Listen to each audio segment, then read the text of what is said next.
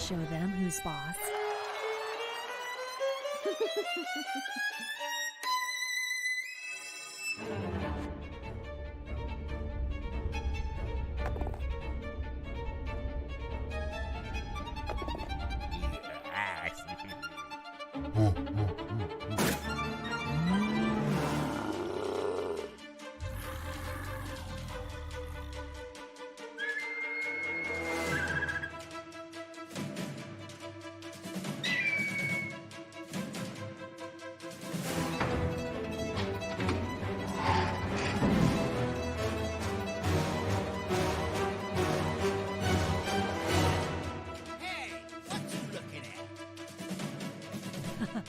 I live for this.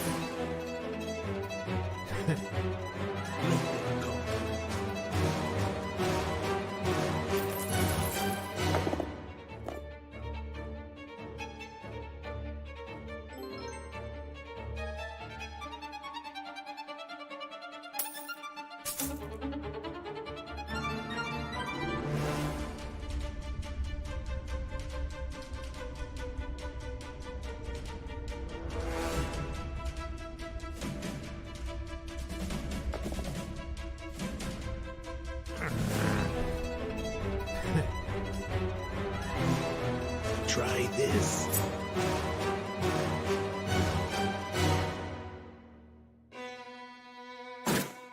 Game over.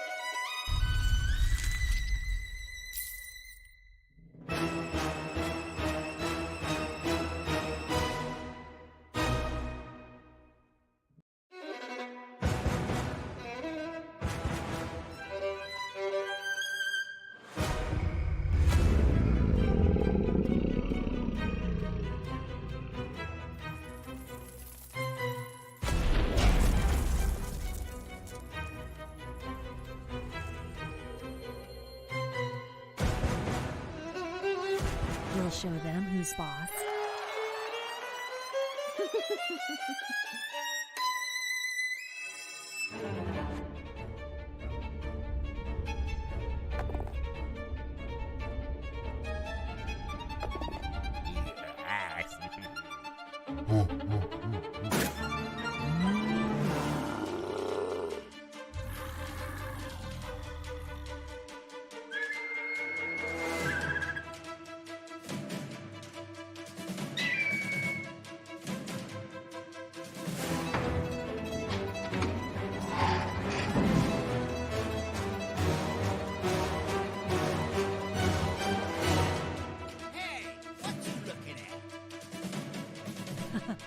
I live for this.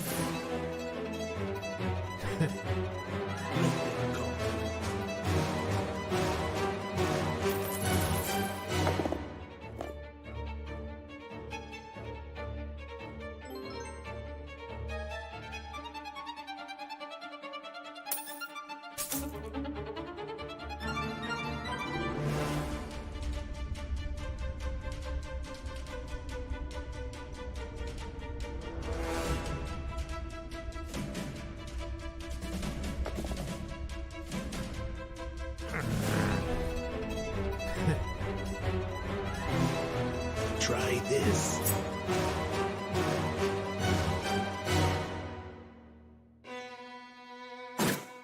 Game over.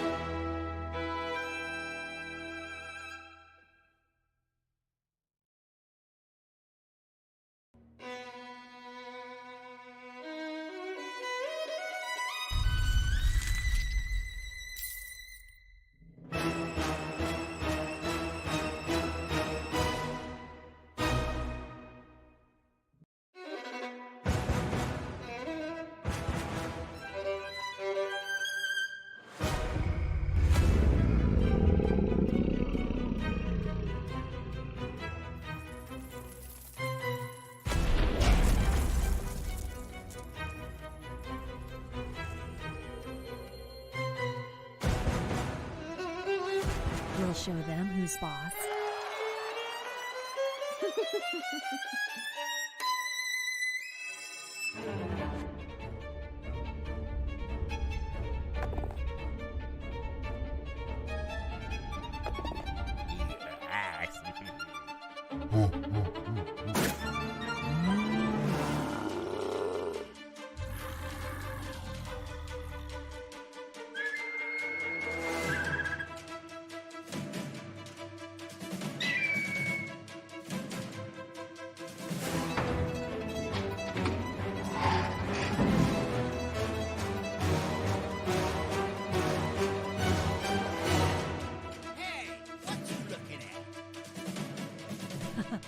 I live for this.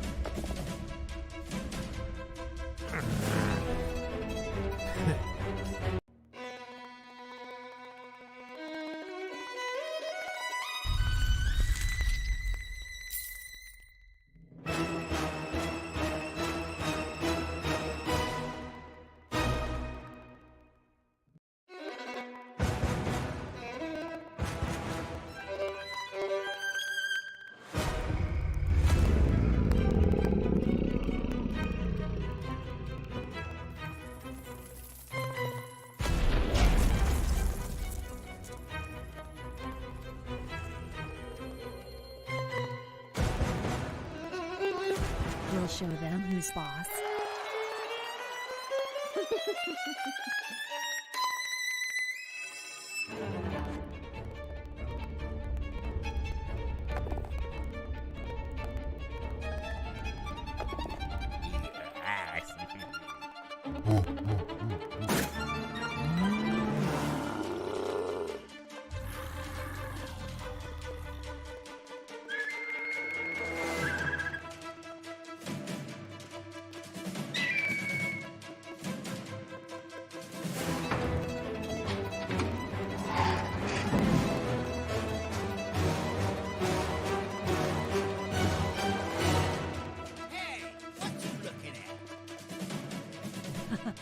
I live for this.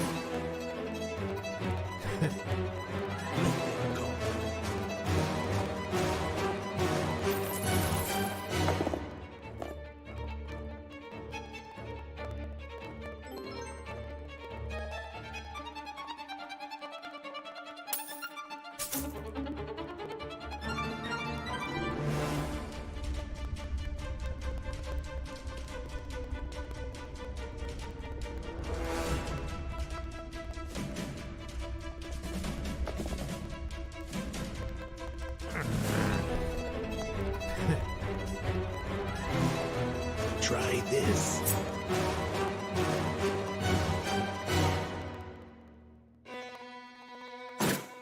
Game over.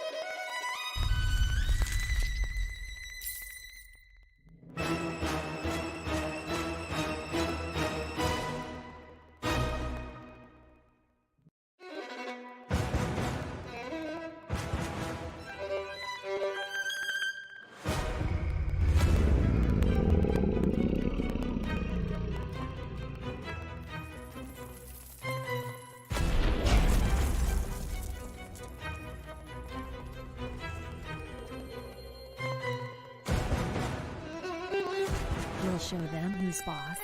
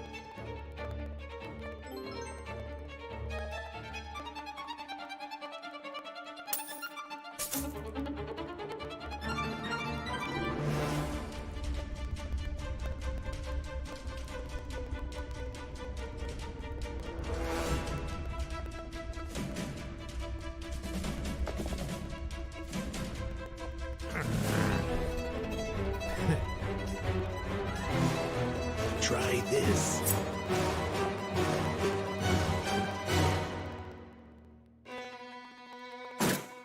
Game over.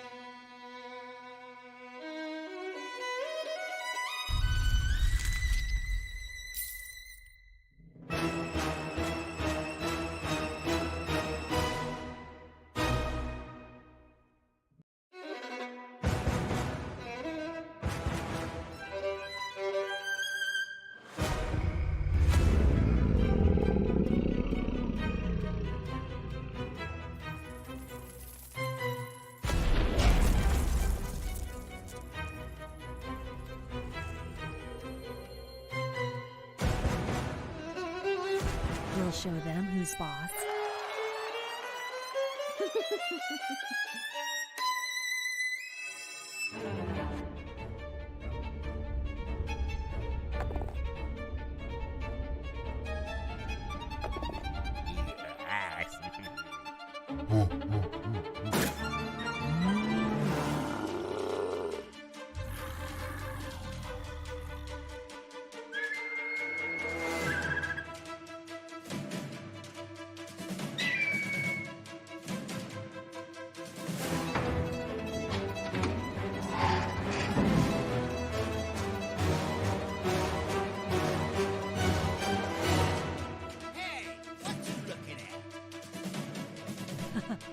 I live for this.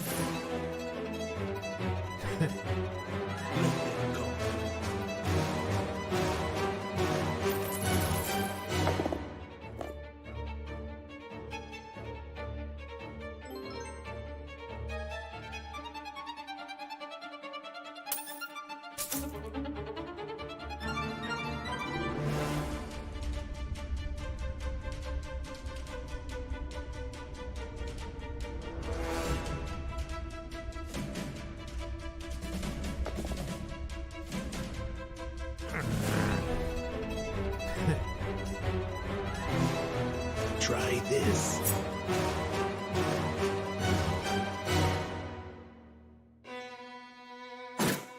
Game over.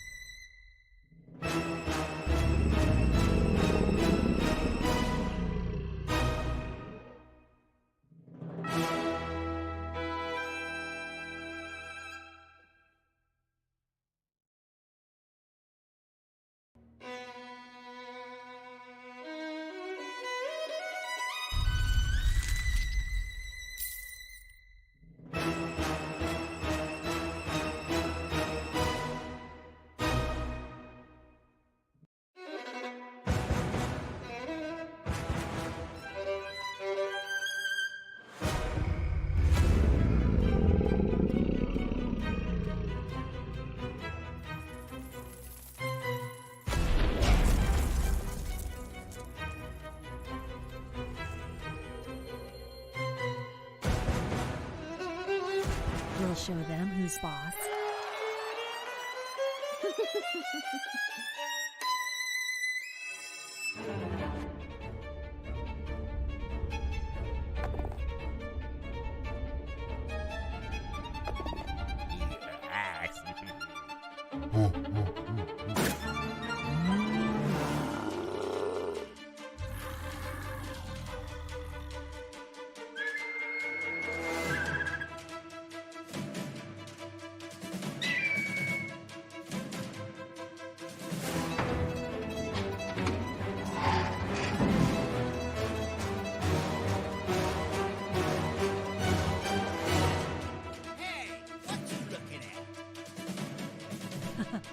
I live for this.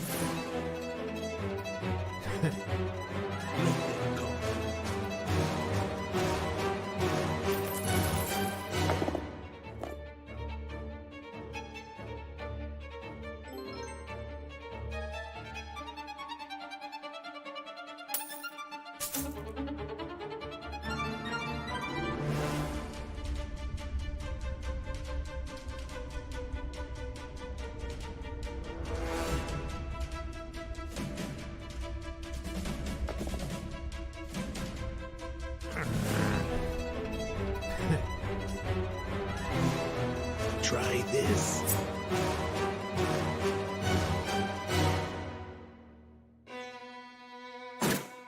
Game over.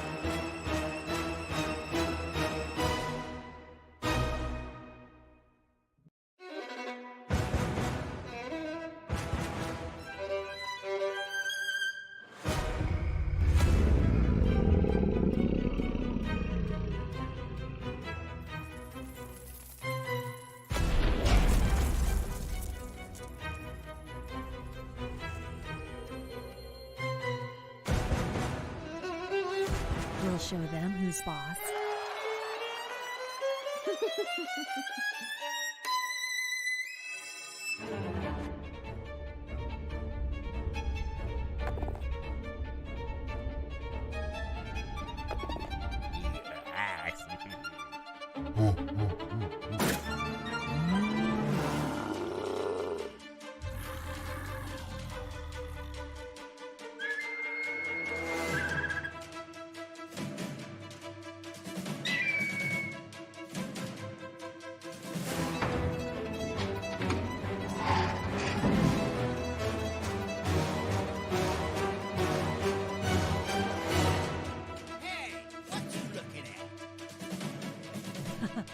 I live for this.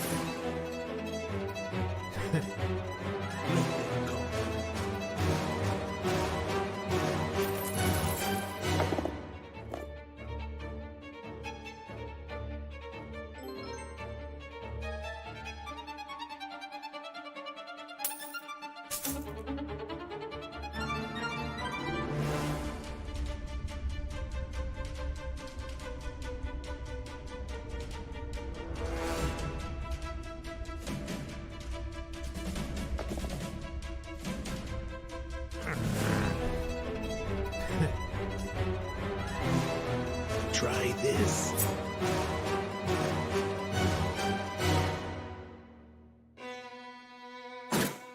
Game over.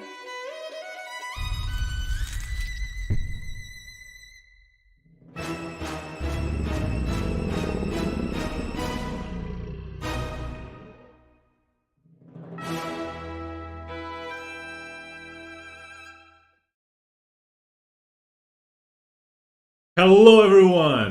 Hello, guys, and Yeah. Happy New Year. Yeah, Happy New Year from Loot. The first bundle of 2023. It's going to be a year. We have some very interesting stuff planned for you guys. We did start a little bit late, so we're gonna kind of rush to the announcements. There's a very important announcement. But okay, just to get a couple of things out of the way. Do we have video announcements? Yeah, so this month we plan on doing a video that it's been in the shelf for quite some time. Yes. On the shelf for quite some time, which is the color theory of painting skin that Marcia has been preparing for us.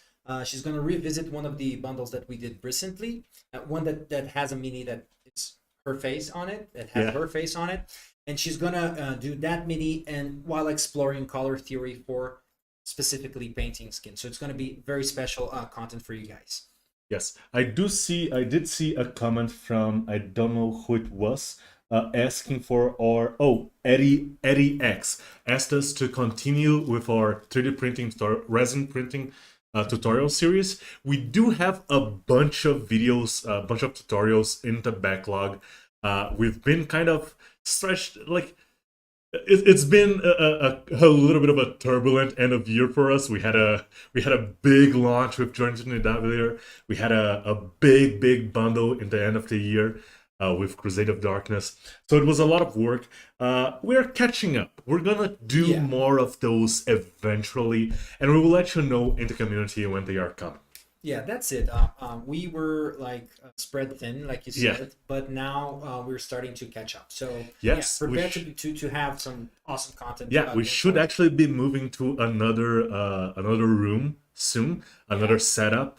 So yeah, Lud is kind of investing on our live streams. Yeah, we have like a bigger and better studio now. That's we're gonna move probably. Like during the week, we're gonna do our move, and maybe in the next live stream we are already gonna be set up in the new space. Yeah, I hope so. This you guys can see the full room, but it's not much bigger than what you can see. Yeah. So we're kind of Cramped. it's cozy. It's not cramped. It's cozy. What's the D&D name for this? We're squeezed. Yeah, we're squeezing. Yes. Okay. Do you have any other videos? We do have a couple, but I want to save those for the end of the announcements. Yeah, well, let's talk about them when we start talking about Legend. Yes, perfect.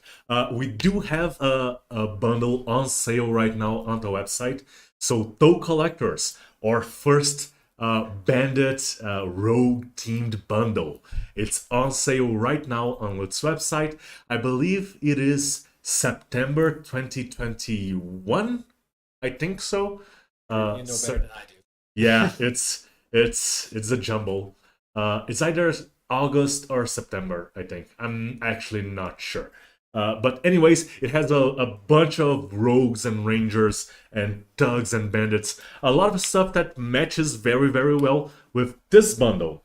So yes, let's see what else. We do have a couple of announcements that we're going to do in the end of the live stream. We're going to announce the name of the next fantasy bundle, so stick around for that.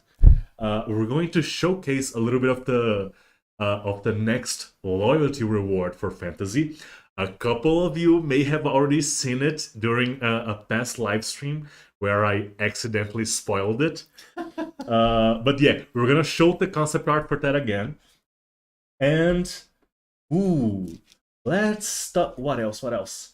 Oh, and there's also some news, some very early news about an update to the welcome pack. So okay, yeah, that's gonna be hot. Okay, so let's talk a little bit about the Legendarium of Dragons. So yeah, like you said, there were some videos that came out recently. One of them you explained it a little bit, right? So if you want to get like more details on it, you can maybe visit those.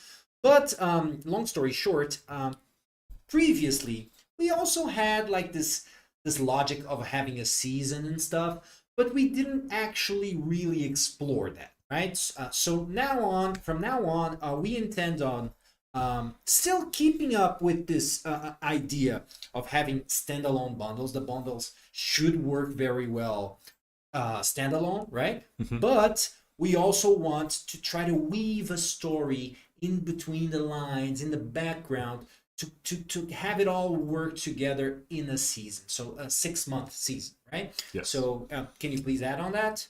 Yes. So every single bundle, like we tried to make sure the story is connected, right? But the way we design our bundles is not exactly, the first bundle is in a season is gonna be the weak monsters, and all the huge stuff is gonna be in the last bundle. And we don't do it like that because we want to make sure that whenever you decide to join the subscription, whatever month you decide to join, there's always going to be some awesome stuff in there. Yeah. So there's always a range of stuff, and it's a little bit difficult to plan an adventure like that.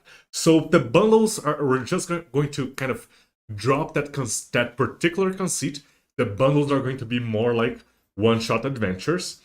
But we will have a background story connecting everything, and a particular creature type is going to be showing up in every single bundle of a season, and that is also going to connect with some other stuff that we're not quite ready to reveal yet. The season is also always going to end with a bang. So the last month of a season is going to have something big, or a couple something big. So yeah, I guess that's the idea of the Legendarium. You can expect some announcements by the end of January, right? Yeah, so we are gonna have some content that's gonna expand on the idea of the Legendarium. We're gonna have content like every month, right? But you're gonna have like a more introductory content that really explores it, because this first one was just a little teaser, right? We didn't give up much, but now we're by the end of the month we're gonna have a trailer that is gonna explore it a little bit more deeply. Yeah, and you definitely don't want to miss that.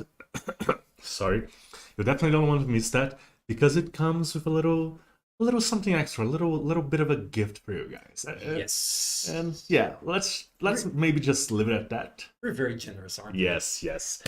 Okay, so let's get into this bundle. Lair of Liars. So, Lair of Liars, the story for this one is we are doing a bandit, a rogue and ranger focused bundle again. It's always these types of...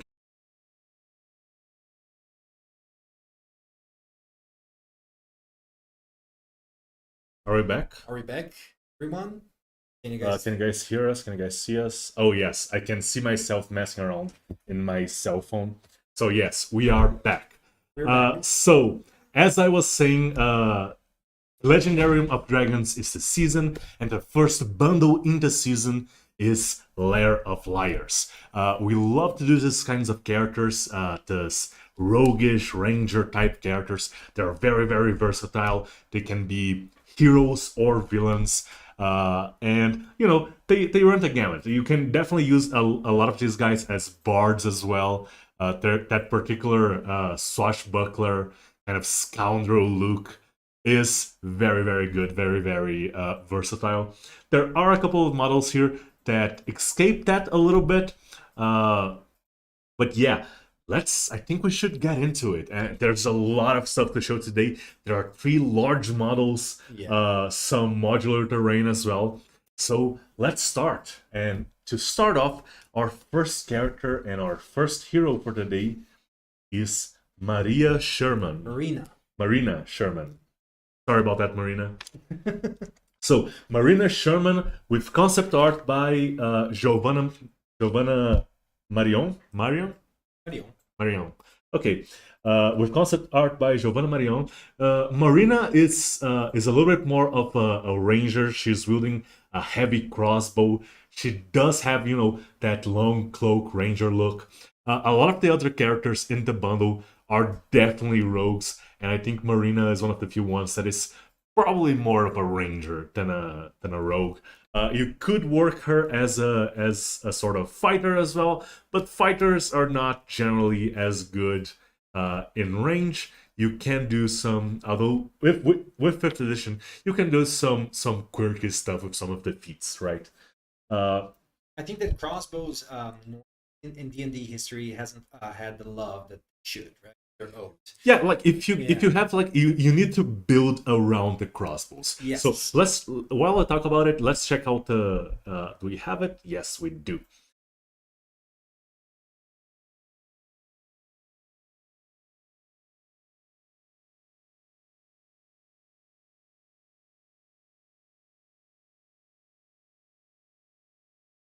Okay, so let's bring it back to us. And we actually have the model here. Right here with us, yeah, and we actually have the we're going to have to do some adjustments there, but we do have the model here with us. Just a second, we're gonna show it. Right, there we go. This is Marina. I love the the little kind of boat-sized the boat quiver. the right? boat quiver. Yeah, the little throwing axe here as a like kind of a holdout weapon. I love the way this jacket kind of it's all tattered and like has been stitched back together. It's very, very nice. And of course, always the the single shoulder pauldron. It's a classic. Yeah. I love that it's kind of it's kind of an overcoat, but also a little bit of a vest, right? Yeah. And actually, I think we can see it a little bit better in her bust right here. Yeah, there we go. I always say this, but I love the way that the sculptors do cloth in general. They nail it. It's always great. Yes, and the way even stuff like the way they wrinkle leather or cloth, it's different, and you can see like this is probably cloth. There's she's wearing like something of a scarf here or something like and the that. leather has the weight to it that you would expect from leather, right? So yeah. Yeah, and yeah, this is a big monster of a crossbow. This is quite a large one. Yeah, I think it's one of those D&D things where it's basically a rifle, right? It's a big rifle. A crossbow this big, I think you would actually need to crank it. Yeah, like there's usually like a hand crank too that you attach and then you put it aside. But you know, with D&D, you can just get crossbow expert, and you don't even need to worry about reloading. Yeah, this is Marina, Sherman, or Ranger for the bundle.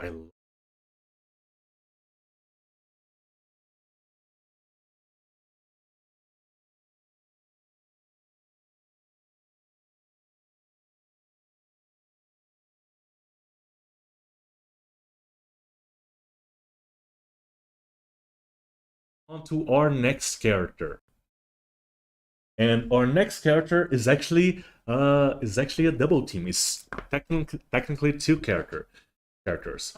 So let's check out Bax. It's Bax, the male or female form. No, the other one, the changeling.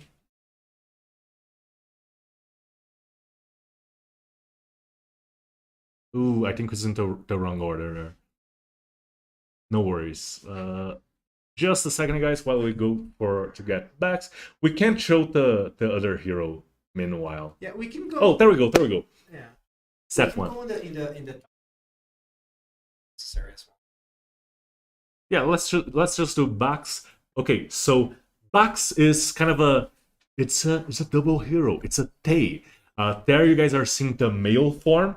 And we also have a female form, because Bax is a changeling. And what that means is they get to choose whatever gender they want for today, and whatever face they want for today. And, you know, it's... The Lord, aren't they, like, related to hags in some form? Ooh, it depends. I think in 5th edition lore, the changelings are...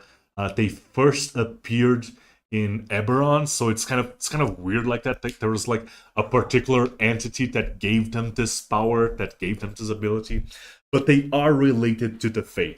They are like a changeling in the real world. It's something that, like, it's a fake creature that a hag or a witch of some kind will steal a baby and leave a changeling behind, right? It's really creepy. Yeah. And then when they turn 13, they go out to be a hag or to be some sort of other fake creature. They're going on a walkabout. Yeah, it's stuff like that. The concept, and let's actually showcase the female version as well. I think Cleidiane Fernandes, which was the artist that did both of the concepts for the male and female versions of Bax, did an amazing job with both of them. Like, you can still see the similarities, but they are different enough that it is worth having both models, right? So Rexidus is actually helping us out there. In D&D 5 edition, they are children of doppelgangers and eventually become them as they grow. I think that the hag thing is something that I read in Pathfinder. So yes. That might be where I'm taking that from. Yeah. Thanks. Yeah, it's a lot of conflicting lore, right? Like, if I'm going to do Bax, if I'm going to do changelings in my world, and I don't have like an established version, an established like Feywild or something, I'm gonna come up with my own thing. Yeah. So, okay, yeah, maybe if you're doing Eberron did it a little bit like I said, but maybe if you're doing a more high tech world like Eberron, you can actually do some mad scientist or mad wizard kind of stuff, right? Like genetic modification. Yes. So yeah, let's showcase the sculpt.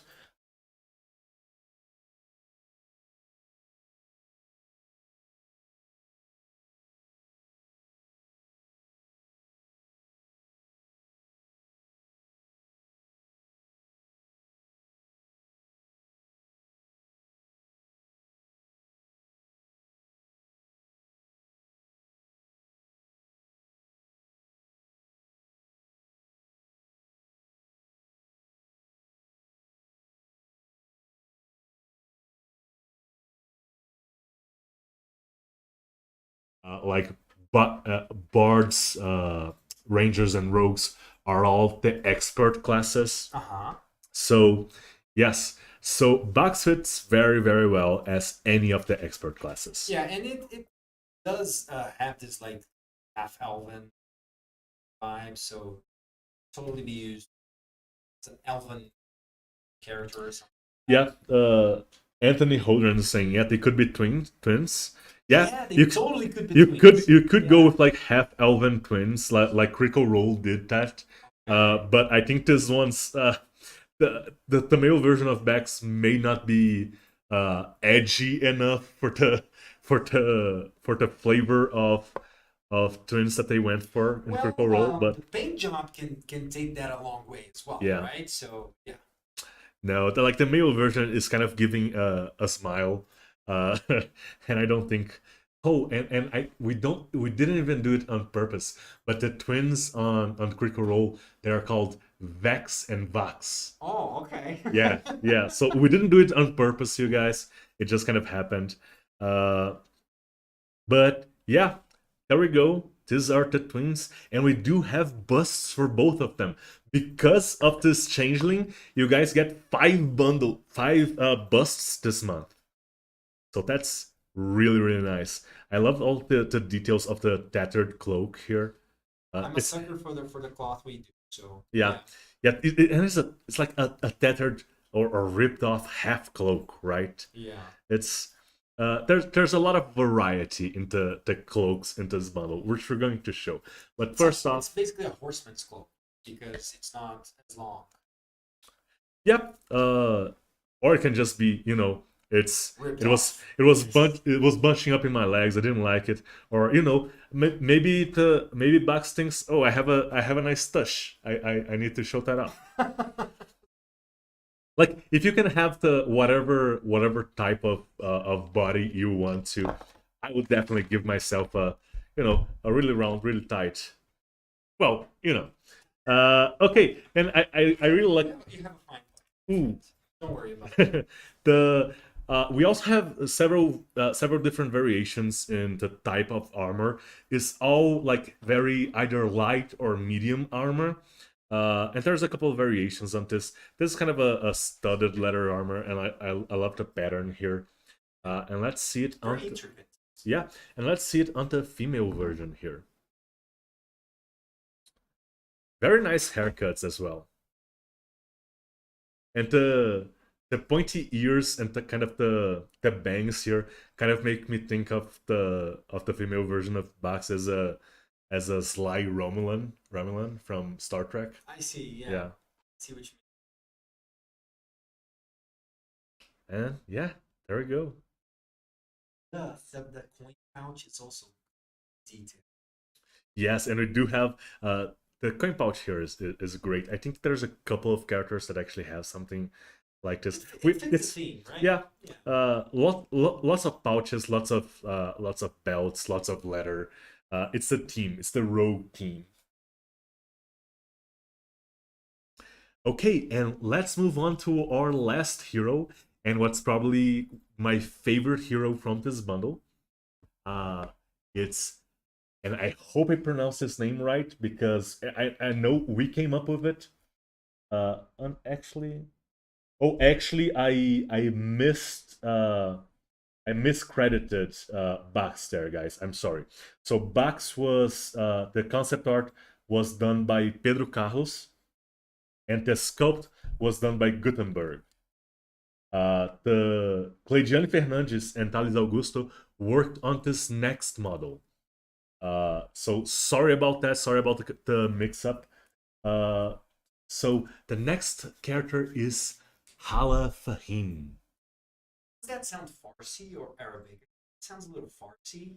Yeah, I actually don't know. It's like it's a kind of a loose influence, right? It's not definite, and in kind of the same way that even our kind of medieval Europe inspired characters, they are not from a particular country, right? They have names like maybe their first name is more English and their last name is more German or something like that. So it's we're going for more of a vibe than a particular real world reference. Yeah. And this Marina Sherman is a good example. Marina Sherman, yeah, it's Yeah. and yeah, you know that type of stuff happens in the real world. You have someone with names that don't seem to match because their parents are from different backgrounds. So Hala Faheem is one of my favorite characters from this bundle in general, and one of my favorite heroes that Loot has ever done. We this type of characters, this type of like Arab inspired character, is not something that we do very often. We love when we do have a chance to do it, and I think this is a great example of one. And she also comes with the in this art by Cleidiane, because we knew you guys were going to ask for it. We did it in advance. Her Falcon, we have a standalone base for him. So yeah, there we go. So yeah, yeah. So let's check out the actual sculpt and the.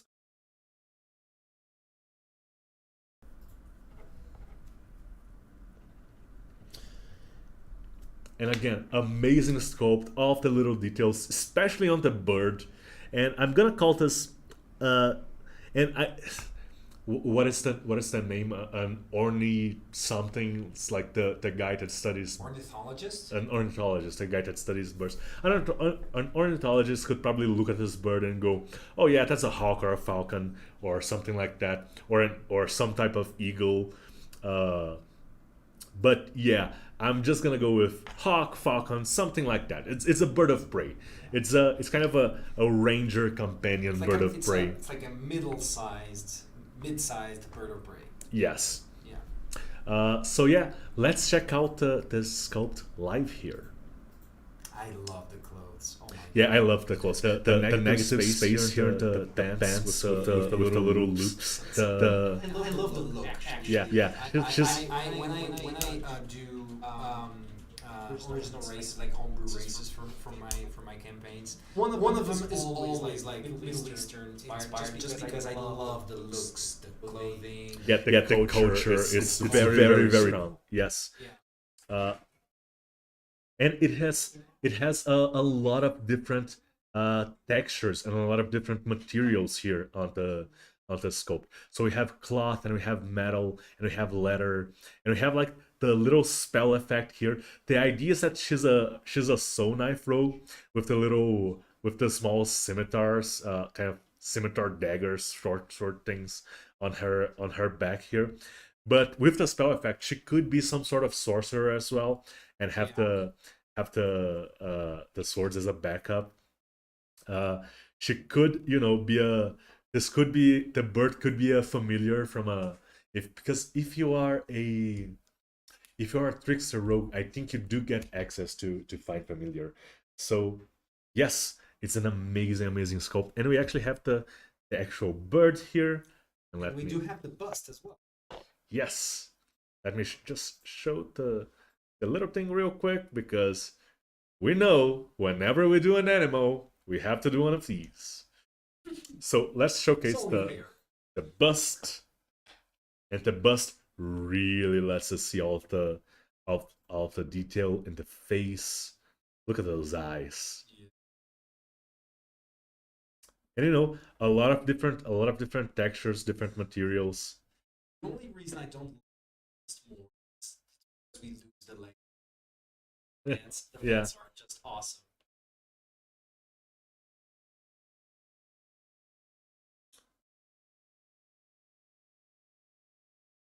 So yeah, here we go. Hala Faheem for our last hero of the day. But there's still plenty of more rogues in this bundle that you can use as a player character. We are definitely not done yet. Including the next character, which is going to be Smiling Debra. So let's check out her, the leader of the bandits for this bundle.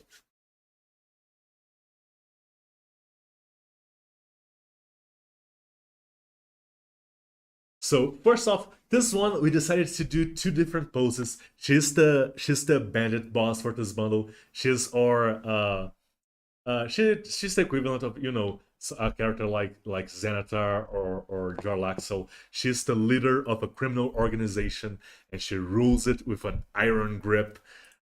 We do have two different versions for this character. We love to do sometimes we'd love to do characters that are in poses that are not battle poses, right? And that would so characters sitting down or working on something, characters that would be great for a diorama that are made with painters in mind. Or made for Uh, a different sort of encounter, right? Not every encounter is a battle, right? Yeah, but we also know that you guys like to play with the characters. So we have two versions of Smiling Deborah as well. One standing up and one sitting down. They are both kind of idle poses, but they have very very different vibes. The one that's standing up is kind of showing her chin and her like big scar on her cheek, She's like and saying, taunting. yeah, she's taunting. She's calling people to yeah, come fight me, come at me, bro. come at me. So yeah, Smiling Deborah has concept art by Cleidiane Fernandes and sculpt, which we're going to see now, by Thales Augusto. One thing that I really like, which is something that you can see in in other loot models, is the facial expression, right? Sometimes we have like subtle facial expressions. Sometimes we have like very overblown expressions, but they're always really well done. It's like really enticing. Yeah. I think it's great. I kind of love her hair. Like a lot of it's it manages. Okay, so let's check out the actual the sculpt live here. I love like this is a sculpt with a lot of different layers, right? So she has this kind of skirt, kind of cloak, kind of overcoat Like here. a layered over. Yeah, the layered cloak. It's a lot, and I love it. It's just she's kind of putting herself. She's kind of putting a front of almost aristocracy or kind of a military thing with the tassels here. Yeah. Like she's She can stand in for like a pirate ship captain also or something like that. yes, Right? yeah. The thing with rogues is a lot of them works as pirates. Yeah. You But I know, think that the overcoat goes a long way towards that as well. yeah, Yeah. yeah. It's kind of a how to say this a navy thing, a Yeah. navy team, right? And here, before we showcase the actual bust for her, because we do have a bust for her as well. We have her little throne here, and I love the little details. Like there's a little tiny coin pouch just laying down here. Uh, a lot of jewelry just hanging from the throne. She's smoking. Is smoking a pipe. Yeah, it's a just driving a dagger into her little throne slash chair there. She is the leader of a crime syndicate. Yeah, There's no doubt yeah, about yeah. But with this one, you could play her as a hero maybe. With this one, the expression isn't even all that different, but it's just a different vibe. that. Yeah. And just a second, you guys. We're adjusting the.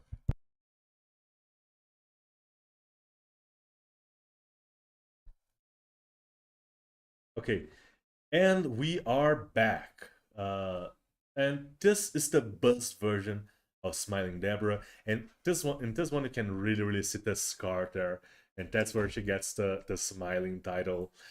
Maybe the smiling part of the name is not something that you want to tell to her face. Uh, yeah, this one is very. Her position is is hard earned and hard fought for. Let's just say that. I love the pearl necklace, kind of completing the nautical theme with her. Yeah, I think that outlaw characters they usually go very well with like this overblown look, like over with lots of ornaments and lots of jewelry, lots of stuff. They show off, right? They show off their Yes, stuff, yeah. right? Like they're Yeah. making money, and like they are basically advertising their business. They're gangsta, right? Yeah. Yeah. Okay, and this one was Smiling Debra. So let's move on to the Skulking Rogue, our next character in Lair of Liars, which is actually going to be more of a it's more of a classical rogue. And where is she? Is that one? This yes, yes. So let's check out the Skulking Rogue. Just a second, you guys. There we go. The Skulking Rogue again has concept art by Cleidiane Fernandes. And you know, it's a classical rogue, dual wielding daggers, a couple more daggers and throwing knives and stuff like that. Maybe this could be considered a short sword. Yeah, I think she does have a thing that can be considered a short sword. But you know, and she's just skulking around. Maybe this is a perfect character to play a female rogue. Yeah. Right? It's just the right amount of leather armor, and just she's well covered. So let's check out the actual sculpt by Andrew E. This is another one. I might like being very repetitive, but this is another one that I think it's worth mentioning the facial expression. Her facial expression is very subtle, but it completely sells the idea that she's really trying not to be heard. She's like, oh my god, like am I being silent? Yeah, she's like, stepping very carefully, and Yeah. maybe she's turning to the side because she just heard something. She just heard a Yeah. noise. She's like, am I being seen? Yes. Like she feels eyes on the back of her neck, right? And she's turning around to look for it. Yeah. So assassin rogue works for this one, a thief as well. And yeah, it's just an all-around great character. Those bottles are menacingly like almost falling Yeah, over. Yeah. yeah. She's about to be. If she moves too much in any way, or if she bumps those in any way, it's going to be a bad day. Yeah. She looks great. Yep. Okay. Next up, what we have. Jesus, we still have so much stuff to get through today. We actually have the One-Eyed Rogue. Continuing with the theme. Let me just grab this one. So the One-Eyed Rogue, we have lore and we have stat blocks for every single one of these. A couple different characters in this bundle have lost an eye, or at least some part of their body to the Eye-gouger Drake. The One-Eyed Rogue is the one that held a grudge. He is not as well armored. Is more of a gambazon, and then a harness for a bunch of knives, a bunch of throwing knives, a bunch of blades and stuff. The concept art for this one was done by Guilherme Neri. And I'm always amazed at how much detail our artists are able to fit into a single model. I love the way the little hood here actually, actually wraps around into the neck. Let's check out the actual sculpt by Pedro Henrique. You mentioned that he's not very heavily armored. Yeah, But It's- let's agree that a competent rogue doesn't need armor. yeah. Like people need to before they to hurt you, they need to hit you first, Yeah. which is not easy to do to a rogue. And to hit you, they need to be able to see you. Yeah. And to see you, they need to know you're around. Yes. Right? So rogues don't need to be super heavily armored. And I guess this the idea of this one, he's wearing a thing that is more like a gamazon, more of like a padded leather. armor, yeah. This one is also, a little bit more traditional. You can actually see like this type of weird little hat that he's wearing is actually something that you can go back and see historical depictions of people like that.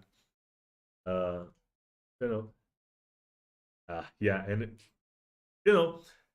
there is a thing to be said about being there's a certain glamour to be missing an eye in a fantasy setting. Yeah. Right. It immediately makes you cooler. I've done like blind characters in the past like exhaustively because there's always like a mystique to them. Yeah, characters like Daredevil are awesome because of like how they live and how they overcome the difficulties that they have. I think even Wolverine has like an alter. Wolverine can regenerate his eyes, and he has an alter ego named Patch, which is when he needs to look menacing, he puts an eye patch and he goes to Madripoor, the mutant underground city, port city, and that's his alter ego. He just puts on a patch, and now he's somehow more menacing. Yes. Right, and he's somehow more cool. Okay, I think we are done with this one. Let's move on to the Bulked Up Doug. With concept art by Pedro Carlos. And the Bulked Up Doug is, we love to do, like we did this last time as well. We can't just do roguish characters in a bundle. We like to do a little bit we like to give you guys a little bit of variety. So this guy is more of a thug, is more of a fighter. I think he's actually tall enough that you can use him as like a half giant or something, or a Goliath, or something just like that. really big or guy. or just a really big guy. Yeah, and he's more of a a straight up fighter. He can take some punishment and he can deal a lot of it. That weapon he's carrying is nasty.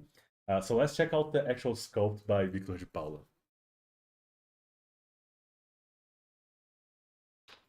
You have that? Yeah, there we go. Yeah, that spiked thing is very, very nasty. One of the most vicious weapons that you can actually have is just pick up a club, run a bunch of nails through it, and there. That's a deadly weapon. The club itself is a deadly weapon, right? But you add a bunch of nails, you add a bunch of spikes, and it's just nasty and it's just gruesome. And I think the intimidation factor here counts for a lot. He's probably like the bouncer of the bandits tavern, and people may want to test their luck and try to do something untoward in the tavern, but then again there's that big giant guy there, and if they catch us, it's not gonna be good. I bet he doesn't even see a lot of action because his mere presence already sends all the messages that need to be sent. Yeah. So let's check out it live here. Oh, there we go. And he does have, he does have a couple of pouches here. The big fat coin pouch. I do not recommend trying to steal from him. He is wearing some armor here. His legs are like very very well protected. You know, the one shoulder pauldron. Like the thing with the one shoulder pauldron is that asymmetry is cool. Yes. You know, it makes things feel more real because they're not perfectly symmetrical. So yeah, It adds complexity. Yeah, Yeah. I actually love his face, like the big bald head, which you can just imagine. There's going to be this is some really nice space for painters, especially if you have like really thin brushes or stuff like that, or maybe you have some decals that you want to do here for tattoos, right? Yeah. Some freehanding if you have a Yeah. really like steady hand, you can like freehand some tattoos. Yeah, but I love his goatee as well, and like just his overall expression. Like, yeah, I'm about to have some fun, which I haven't had in a while. So We have a comment by Anthony Holdren that says he can cosplay him. So please do. Please do and show us. yeah, Yeah. yeah, and you know, it's a body type that we it's a it is something to be said. We have once in a while we get requests for, you know, different body types, and we try to do them whenever possible. This is a different body type. It's not, you know, your classic hero body type, but it is something that we try to do. It is a little bit easier to do with the male characters. When we try to, once in a while, we try to risk a different, you know, body type for the male characters. There's a lot of community hubbub about it, so you know, it's a little bit riskier, but it doesn't mean that we're not gonna do them again. We have heard requests about that, so yeah, there's going to be some interesting characters coming up in the next couple of months, and yeah, that's what I have to say about that. Not every character needs to be like conventionally, like standardly, like pretty, right? Not everyone needs to be a Greek god. Yeah, exactly. And I'm using pretty very loosely because I find other things beautiful as well. It's like right? like variety is the spice of life. We like it. Exactly. But we do like we're not gonna do a bundle that it's all you know, non-standard heroes, but we're always going to do a couple of characters, like one character here, another there, maybe a couple in a bundle. Rex has a cool comment here.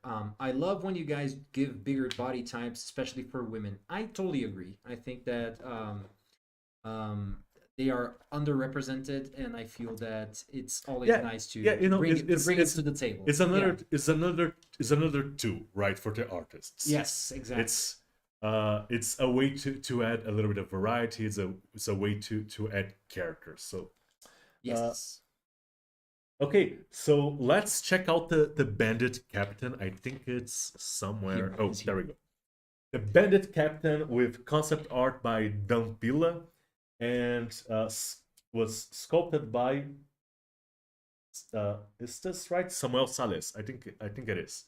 So the Bandit Captain is another, you know, loosely Arab-inspired sea captain. Very piratey as well. Yeah, very, very piratey. Very, very Sinbad. Yes, right? That's true. Maybe if not Sinbad, he's like his Sinbad's cousin. You know? Bimbad.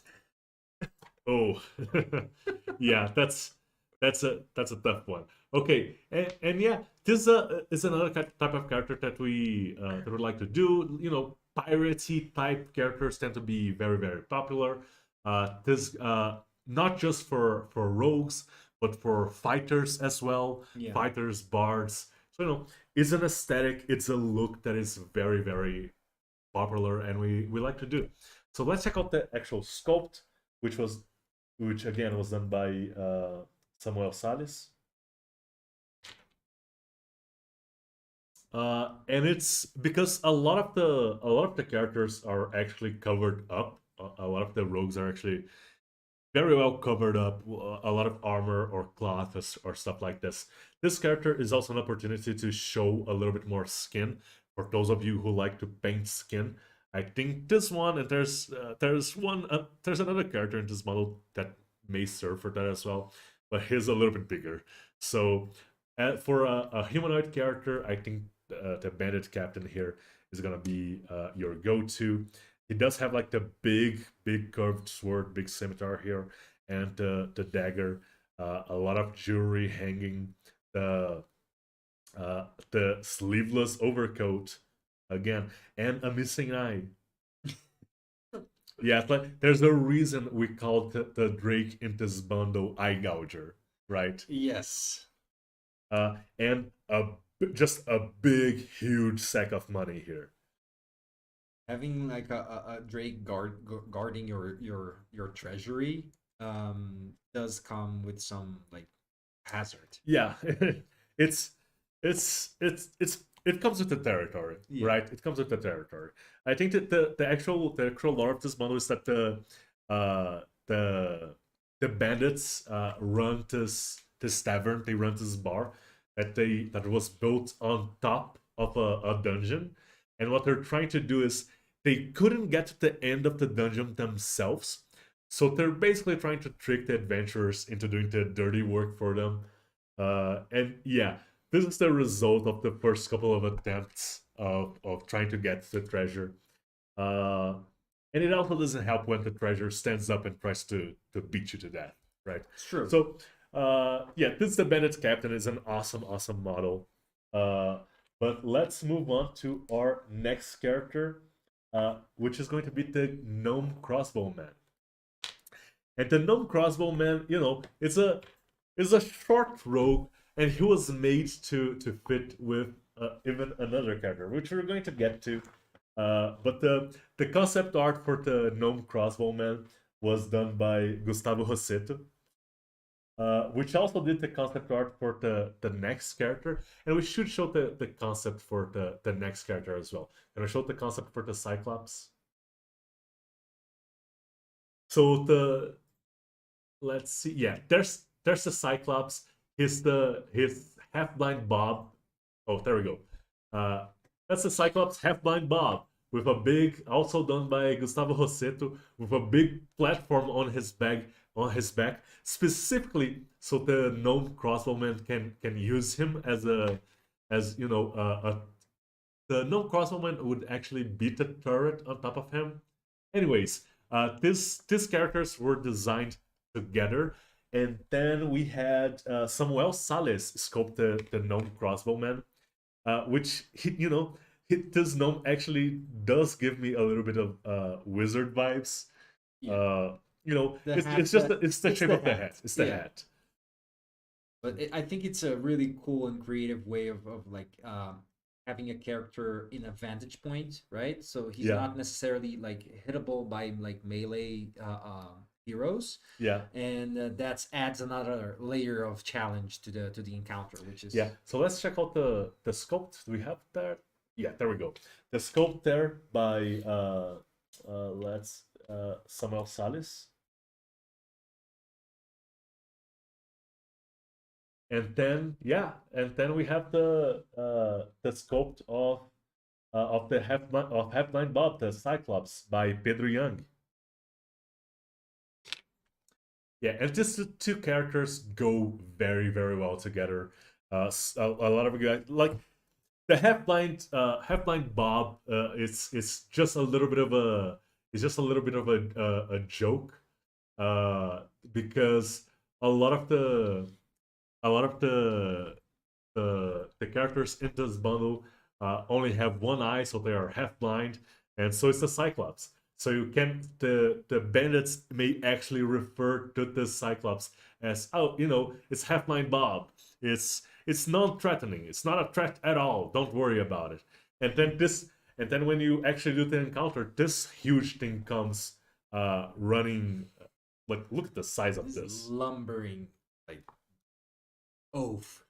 Yeah. And these go very, very well together. Let me just. And the platform here is made to fit any medium-sized creature, so it could fit another. Let's say this crossbow woman instead, right? Yeah. And it's big, you guys, and it has a lot of details. Like the thing that they use to actually level the platform is a bunch of skulls. You know, so for extra menacing looks, yeah, as if he needed it. yeah, and you can, Jesus, you can see like all the way inside his belly button. And it's a long tunnel, you guys. It's a long tunnel. Like this club, this mace has definitely been used quite a few times before. Some of the spikes are like bent and Yeah, yeah. bent or broken.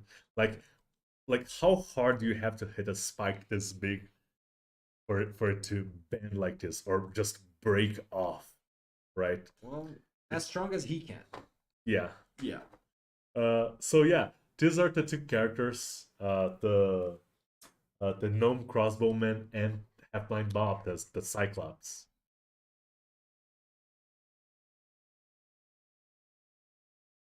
I definitely don't want to jinx myself, but we have made it for like almost the whole live stream, and I haven't broken anything. You just like guaranteed you're gonna break something. Yeah, half-blind Bob also has a couple of some jewelry here, a ring and a necklace. You know, you gotta look your best. Okay, so let's move on to our next character, which is another kind of odd one for this bundle, but there's a logic behind this one. Odd one, but not really. Yeah, right? but not really. Yeah. This is Sergeant Sleazy Sam. The concept art was done by Gustavo Rosseto, and the sculptures we're going to show you guys now was done by Fabian Cardoso. Wherever there's like a crime syndicate, there's like Yeah. some Yeah, like, you can't have a organized crime without a couple of police officers in your back pocket, yes, right? And Sleazy Sam, he was probably always a bad apple. He was one of those guys that was always a bully, and the badge just gives him the authority that he he wants. joined the police because he wanted to. Yeah. Yeah. Maybe he was a member of the Thieves Guild before joining, Oh, stuff that's like a good that. one. Like what's that movie with With Matt Damon and and, it's the one that has DiCaprio? both of them. was it, Yeah, it's. I know the name in Portuguese, but I can't remember it in English. Yes, I can't do it either. Yeah. Anyways, Anyways, yeah. so The Departed. The Departed. The Departed. Yes. Yes.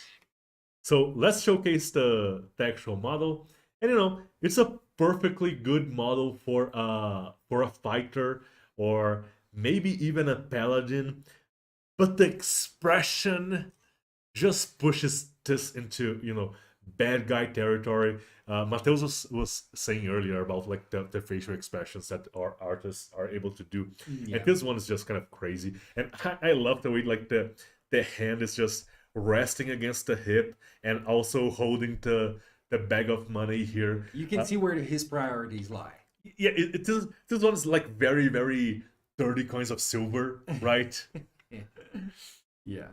And just pointing like he's probably ratting out some like the competition, like maybe some other Thieves Guild that has moved into town. Yeah.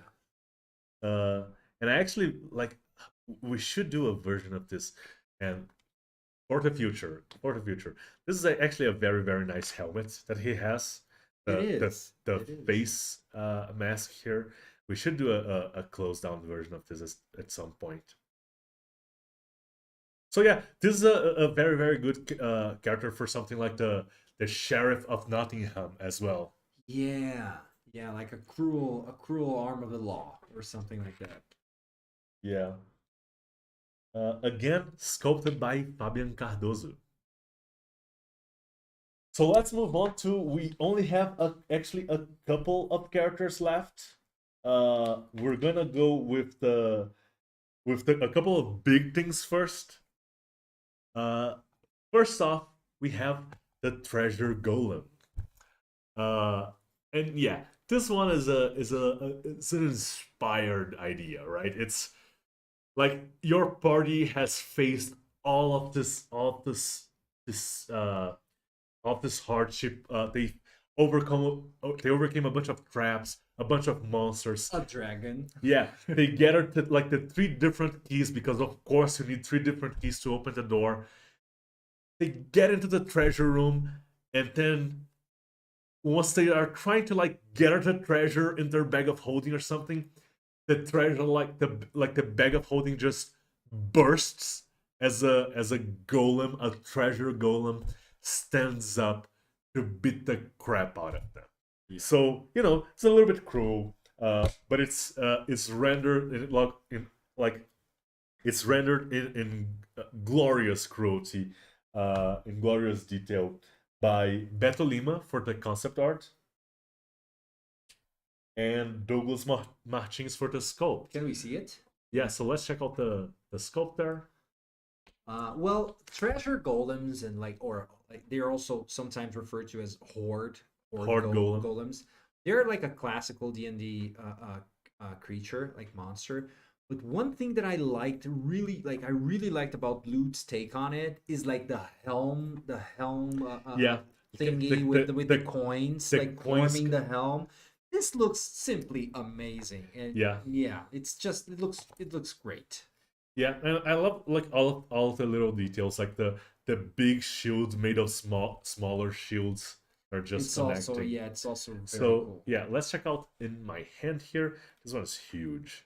This one's a problem. This one's an issue to fight.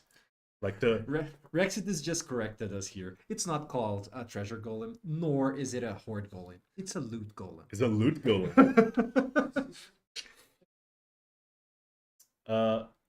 This is the. Do we have the? This is a large mini. Yeah. This is a large. This is a 75mm model. But you could, if you want to be very, very evil, because this is a 32mm model, right?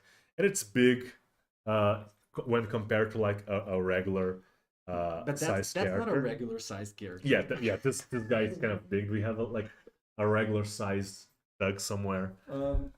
This guy. Yeah, this is kind of small, but this is a gnome. So this is very, very big. But the big impact is with the 75. And this is one of the characters that I would go for the 75 versus the 32. That's one just hell of an encounter. Make it an epic fight, right? Yes. So you can have this as a mid boss, and then you use the 32, or you can have the big guy here as the final boss. Yeah, and it's a big one. Yeah, and it has a lot of stuff, a lot of reference, a lot of different a lot of different sword types just stuck into it, a lot of different blades, the treasure chest. And if you want to be really, really, really cruel, here's how I would play it. When you're fighting the golem, any damage you do to it actually destroys the treasure. Subtracts from the treasure. Yeah. So you need to defeat it with like dispel magic or stuff like that. Yeah, it's not gonna be a pleasant experience, let's say. I am a little bit of an a-hole of a DM, if you guys haven't noticed yet. I'm gonna be silent because I play in your table sometimes. So I'm not gonna say anything about that. Okay, yeah. So this is the treasure golem, in all its glory here by Beto Lima and Douglas Martins. Ooh, and now to speak a little bit about one of the highlights of this bundle, the highlight of this bundle, or connection point to the Legendarium of Dragons, Eye-gouger Guardian Drake. We did some so we knew we wanted to do dragons for every month this year, but we can't really do huge dragons every month. It's a little bit much for us, especially since in December we did 2 gargantuan creatures.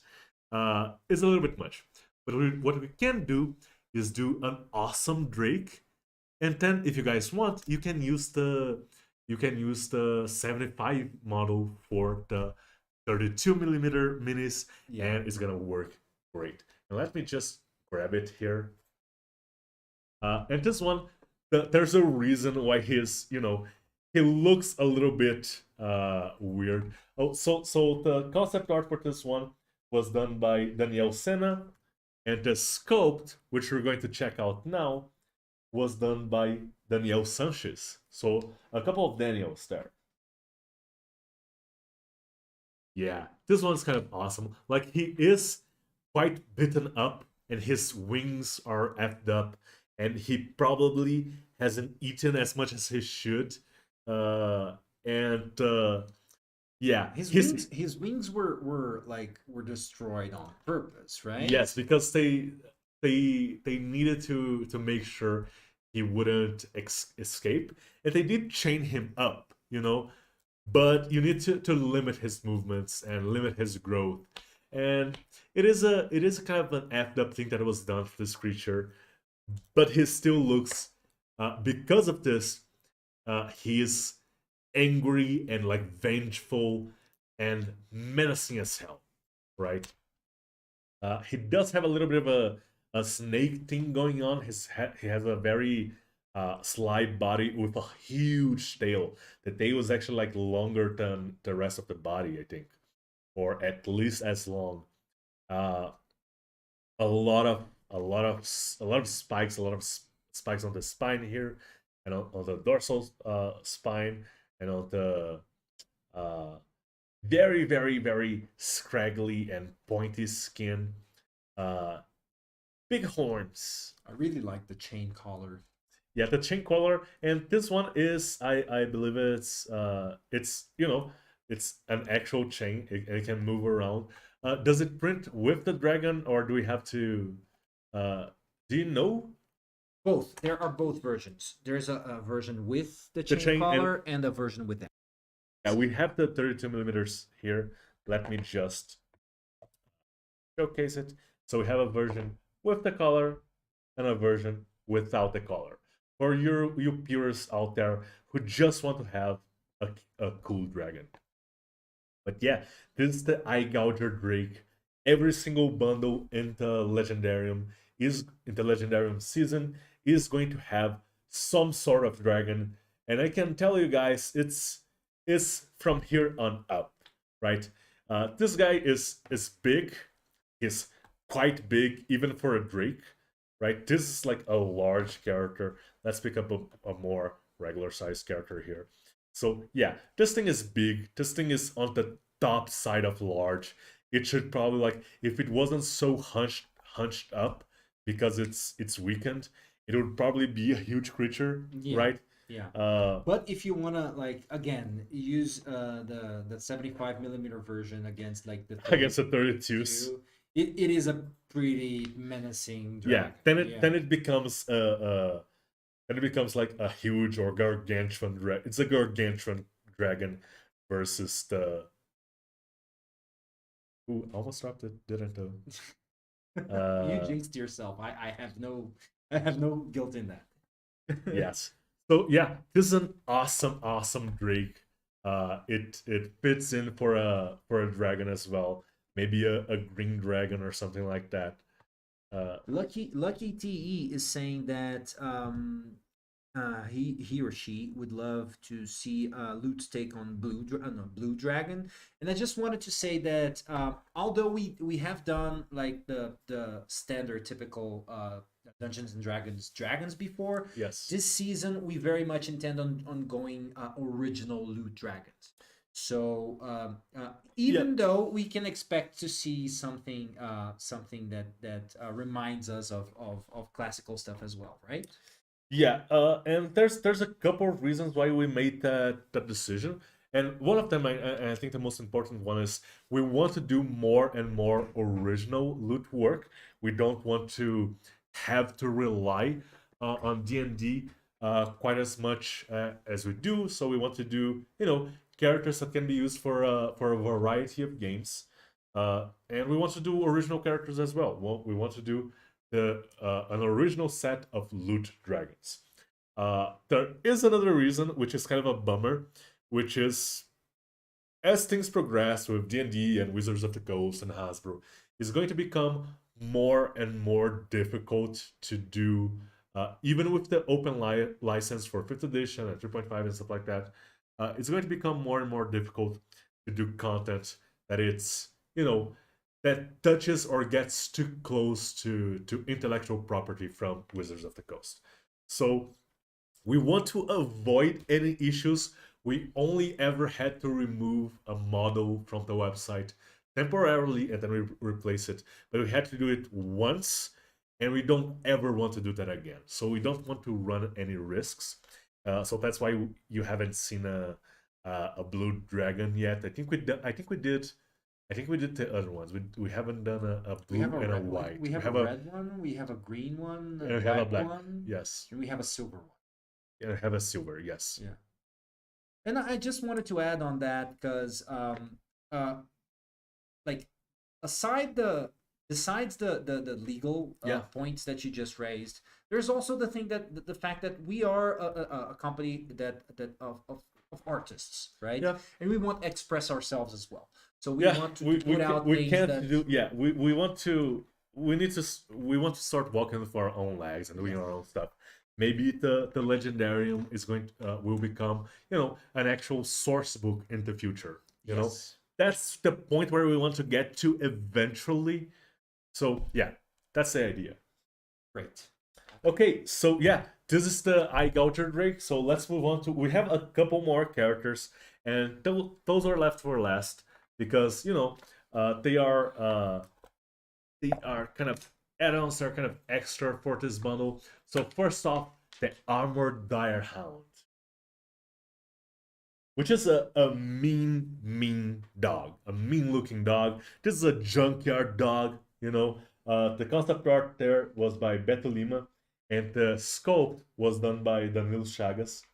And this is a dog that can be commanded by, I would say, any high-ranking member of this particular Thieves Guild gang. You do not want to be giving it orders if it doesn't know you, if it doesn't know your smell. It's going to be a bad time for you and everyone around you. So yeah, let's check out the sculpt. Reminds me a little bit about of the goblin dogs in Pathfinder as well. They have they have the very similar physique. This is also like I probably imagine this is probably an abused dog as well, just like the dragon was. Yeah. It's not a happy story. Maybe your adventuring party can rescue this dog. I am like some parties that I've played with, we would adopt everything. If any member of the enemy party survives to the end of the fight, we would just take them home. I think was the idea. Just adopt them and make the DM come up with more voices. So yeah, here we go. Here we have him, and I loved this post. This is a little bit of a greyhound chasing the rabbit, but a very very angry doggo. His name, according to Rex, his name is not a good boy. This is not a good boy. No. All boys are the boys are good boys. It's just how you treat them. It's just you need to take care of them and you love them and you hug them. Some are better than others. Yes, yeah. You just need to find the right home for them. Okay. And yeah, this is a mangy mean mutt, right? Yeah. He looks great. Again with the blinded theme, right? I don't see any eyes. No, I think he's just going for a smell. Yeah. Like he's probably just released when he needs to, when they have like a clear target, or maybe they need to punish someone. Just lock them in a room with the hungry dog.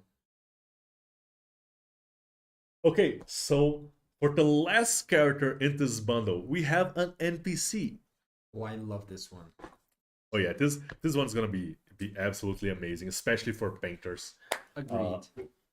He's also a little bit on the bigger side. Maybe he's like the brother of the bulked up thug or something. Yeah.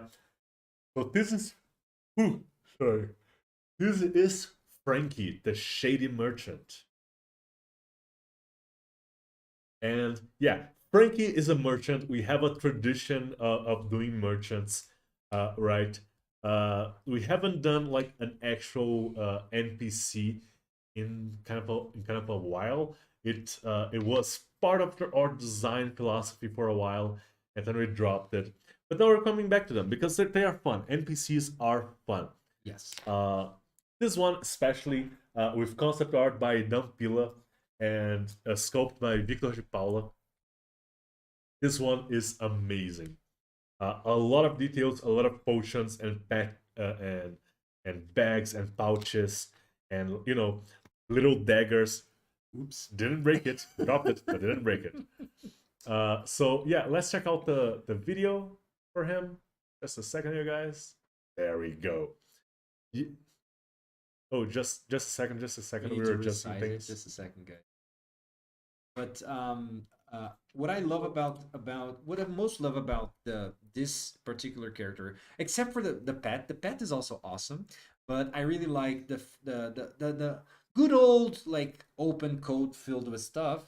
Yeah, like the shady merchant from Resident Evil 4. But it's like brimming with potions and stuff. Can you imagine the colors? Like our painters are painting. Yeah, and there's like there's like a little key and a mask and just a random bell. Yeah. And like a box full of potions and bones and stuff like that. There's also a skull in the box, which is also I wasn't gonna mention it, but you know, I don't want to be all up in Frankie's business. You know, you do your business, guy. You do you. Yeah. If anyone says anything about the fox, I'm gonna lose it. Like, we're not. I'm sorry, guys. You're not getting like a standalone fox for this one. I really tried. It's not happening. But yeah, nor you're gonna get. You can't have it all. Okay, you can't have everything. We can't give you everything. You're not gonna get a standalone fox, nor a Frankie without the fox, right? Because Frankie and the fox. Frankie and the fox is just one thing. It's one thing. It's a stuffed fox. It's a stuffed fox. It's not alive. He's selling it. Yeah. I love his expression as well. Like the big, you know, the huge double chin. The kind of weird looking hat. It's awesome. Just absolutely awesome. All of these little details here, which are going to be, I imagine is going to be a pain to paint. But it's also going to be some fun, right?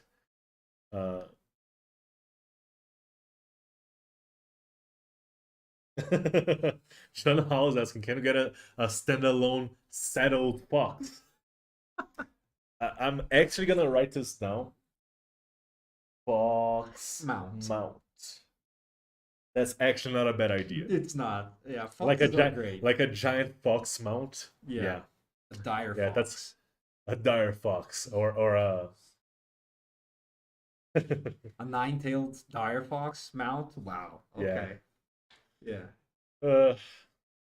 Okay, and this is the last character for the bundle, for Lair of Liars.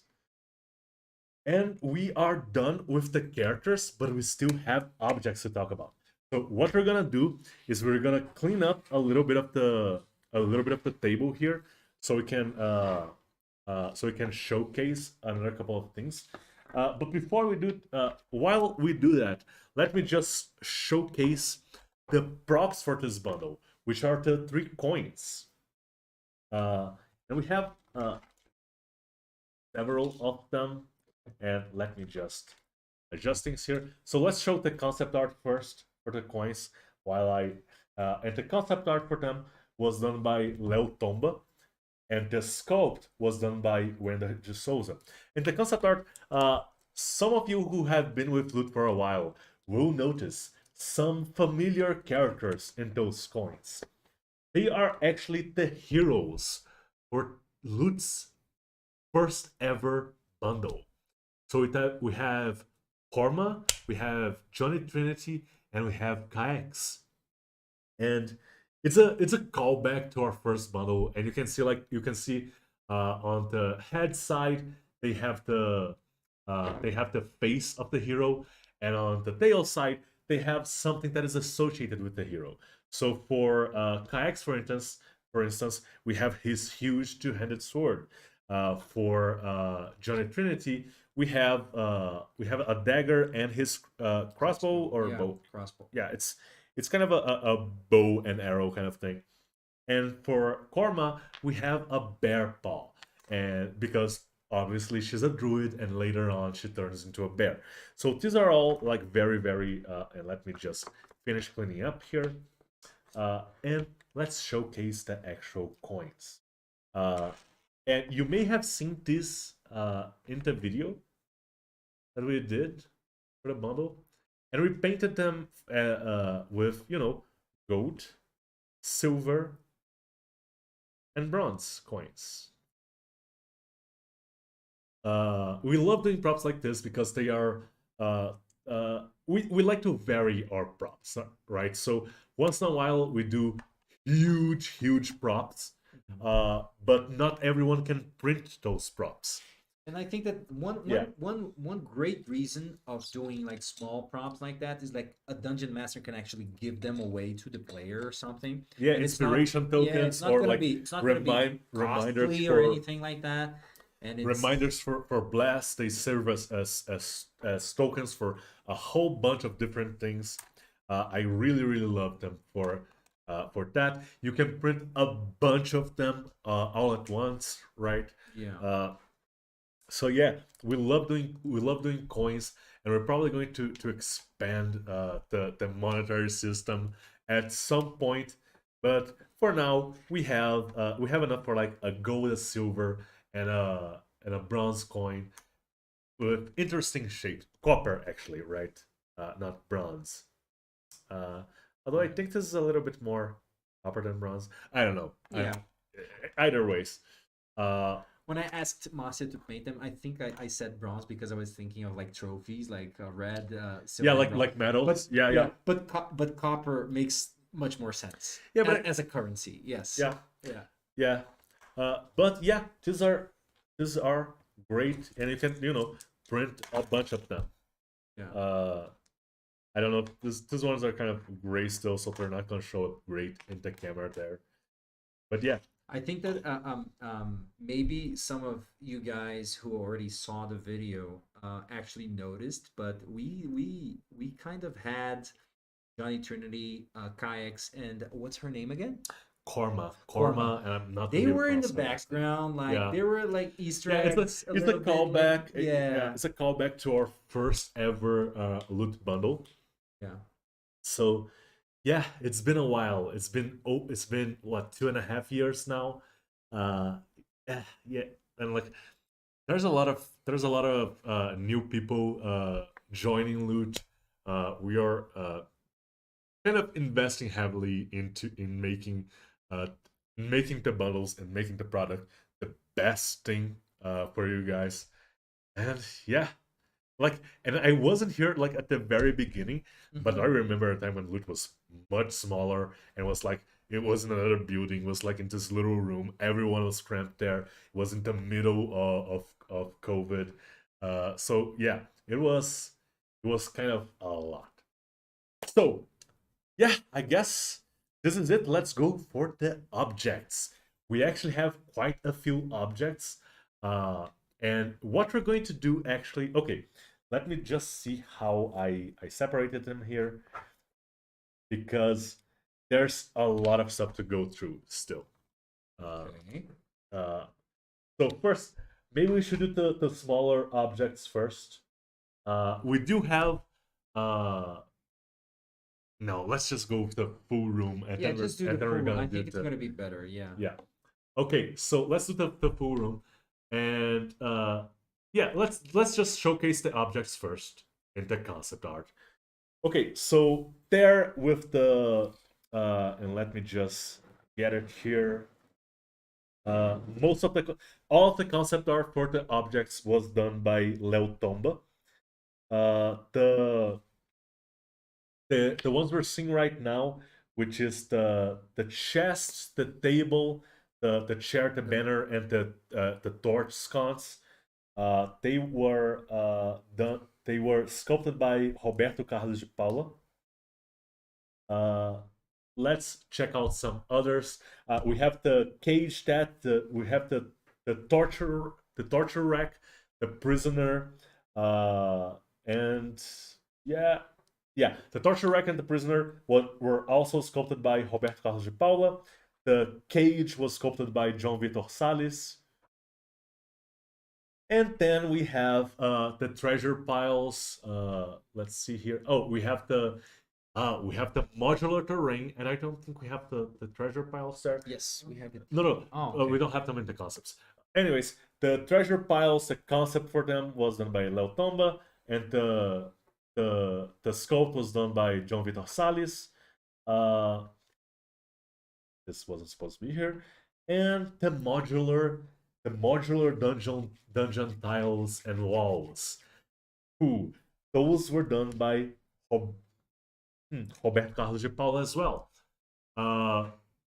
So yeah, it's a lot, and we're gonna try to showcase as much of it as we can here. Yeah, there we go.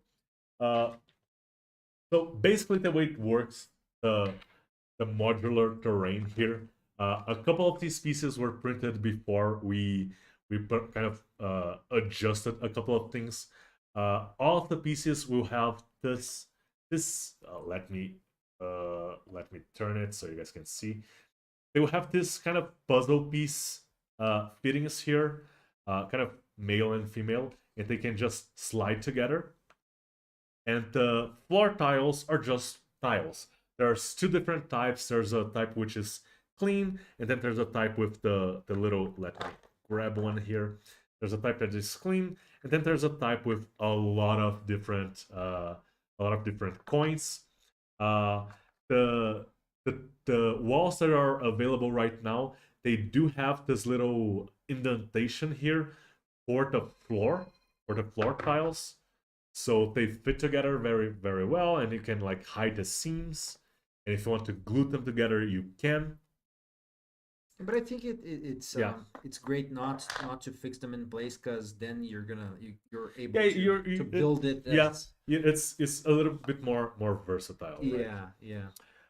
And then you can use it to build like huge structures. We have like full walls, corner walls, and we have a sliding door. And let me just remove this one real quick to be able to showcase to you guys. This is one we also had in the video, which turned out pretty cool.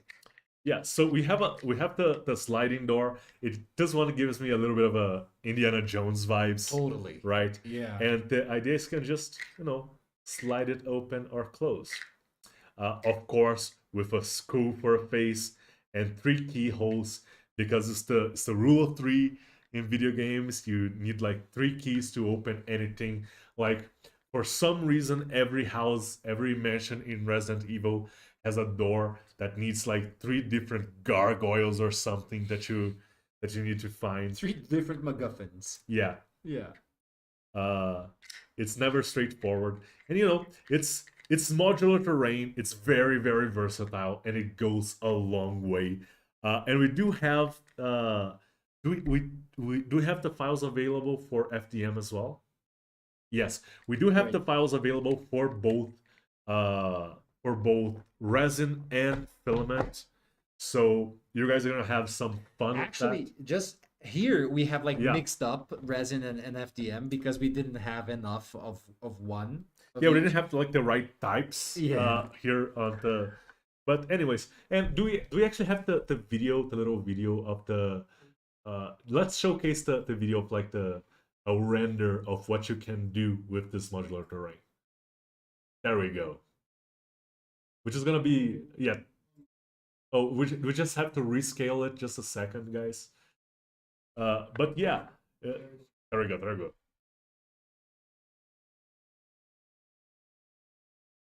Yeah, there you go. You can do like the idea with that is you do like large rooms or a dungeon or something like that.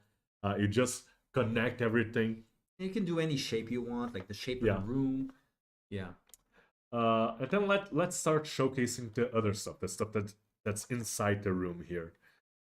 So we have 3 different treasure piles, you know, varying size treasure piles, just to make.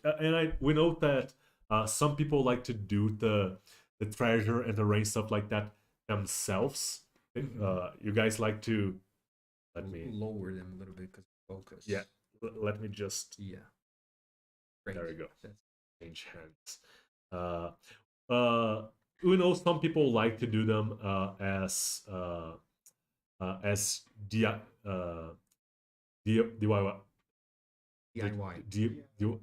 Yes. DIY projects. Sorry, I was totally blanking out on that one. But if you have some like really well detailed ones in there, it's gonna make everything else pop, right? We have a question from Andre Viana. What is the basic size of the tile squares? Every tile has like 4 5-foot squares in it, right? Yes, it's basically 2 by 2 inches. Yeah, That's a basic. Can we like? That's a basic size.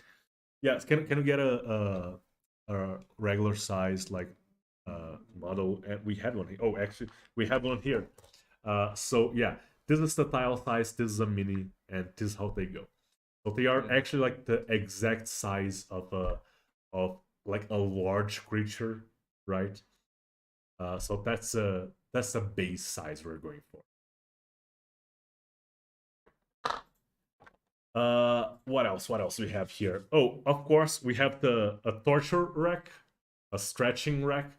I don't know if we're gonna be able to show off the details here, but you know, this is this where like the leg, the arms, and maybe the head goes, and then you just, you know, you do not so fun stuff with people in this. To be honest, I'd love to have one of those to like stretch my Stretch your back. stretch my back. Yeah. My family also has some bad back issues. And who are you going to do that this horrible stuff to?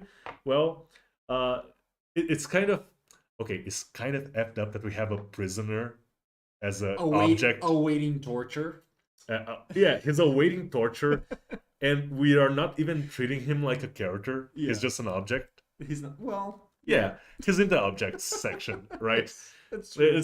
Which is kind of, you know, it's technically in D&D, corpses are objects, right? Yeah. So if he's soon to be a corpse, he's soon to be an object. I guess that's the logic behind that one. Of course, we have the little cage here, which, you know, just fits right in over a medium-sized creature, right? So you can imprison your PCs. Maybe you make this one into a trap, a cage that drops from the ceiling, something like that. It's a good one. It's also a good one. And we have some and then we have some objects that are not as gruesome, that are not as, you know, evil. And we actually have a couple of them painted and painted. We used them in the video, yeah. Yeah, these are the ones we used in the video. This is the table for the video. This one was printed. We scaled 75. it up. We scaled it up to 75, and then we printed it in FDM. No, this is resin. This resin. Yeah. Oh, this is resin. Oh yeah. We didn't clean. Yeah, we didn't clean the support parts. Yeah.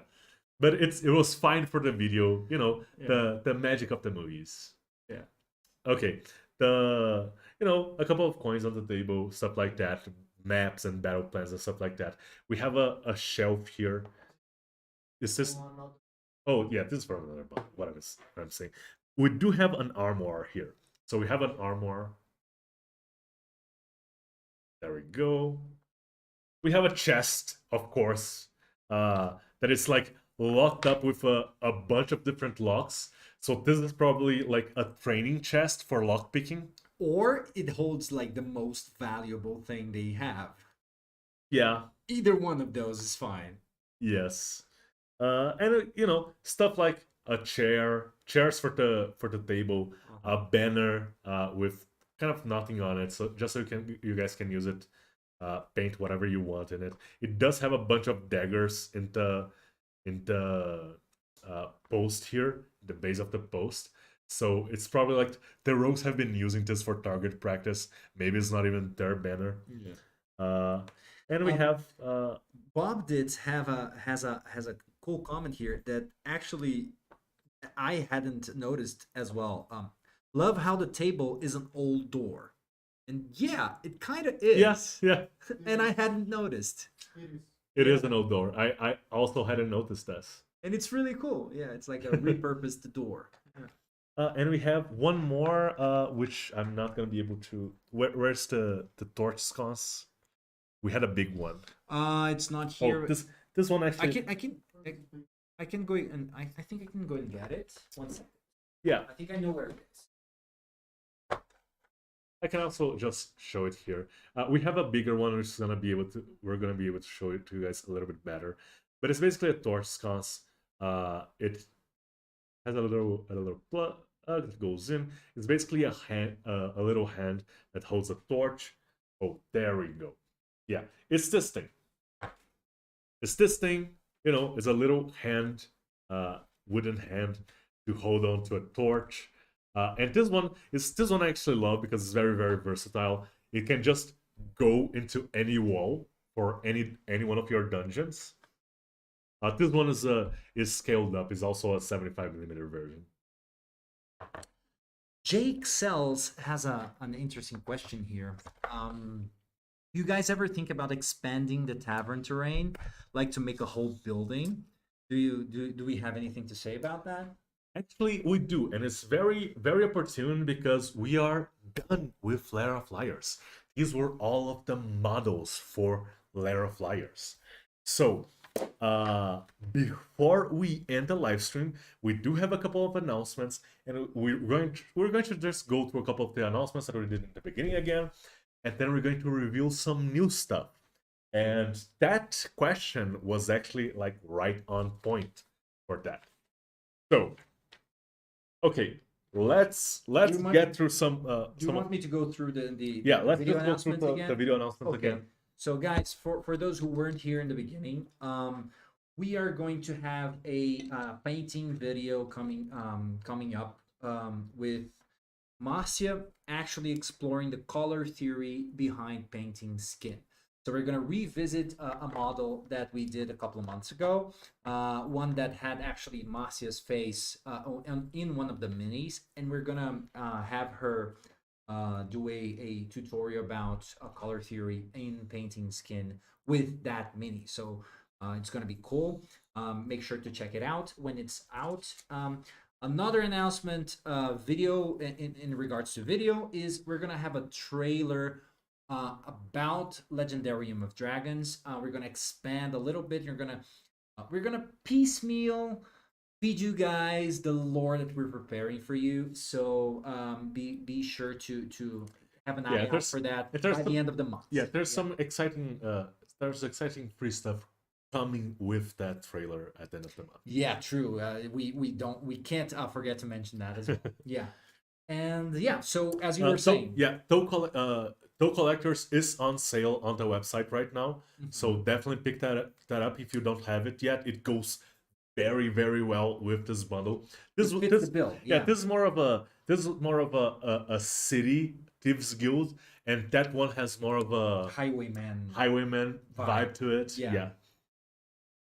So yeah, definitely check that out. And let's do a couple of announcements. And let's start with why don't we start with the announcement of the next of the name for the next fantasy bundle. Ooh, yeah, it's a nice one. I'm very happy to have been able to contribute to that, because I actually use that name in my own campaigns. But please do the honors. The name of the next fantasy bundle is Tenebris Infested. So that is Tenebris Infested. Don't worry, you guys. If you didn't catch that, we're going to have an announcement at some point over the next couple of weeks with the concept art and stuff like that. I don't know when. It's probably going to be, I don't know, 10 days from now, something like. Don't quote me on this. It's not an exact date. Okay, don't go bother to support team. You shouldn't Yeah. say you shouldn't say exact numbers. Yeah. It's like it's going to be at some point during the month of January. That's all I'm going to say about that. And I say this because once in a while you guys get like really anxious for the announcement, and like the support inbox gets kind of filled up with questions about this. So anyways, the announcement is coming sometime this month. So Tenebris Infested. Okay, let's showcase. We did this. It's kind of funny because we have shown this before, but let's now officially reveal the next I believe this is going to be. Ooh, is this actually going to be in 9 months? I'm actually not sure. But this is going to be the next loyalty reward for fantasy. And we are bringing back an old friend. An old friend, not Frank. Anyways, let's take a look at the concept art for our next loyalty reward. Sunater Kayaks. So Kayaks is coming back as a loyalty reward, which is going to be awesome. It's an older version of Kayaks, a more retired version, and there's nothing more fitting than doing a Dragonborn loyalty reward, or first Dragonborn Paladin during Legendarium of Dragons, right? During this season. I think it's a great opportunity to I actually didn't do my job properly here. I don't have the name of the concept artist here with me, and I think I did the same thing last time. So yeah, this is Kayaks coming back with a lot more battle damage, a lot more experience. It is a solemn character. It's a battle weary character.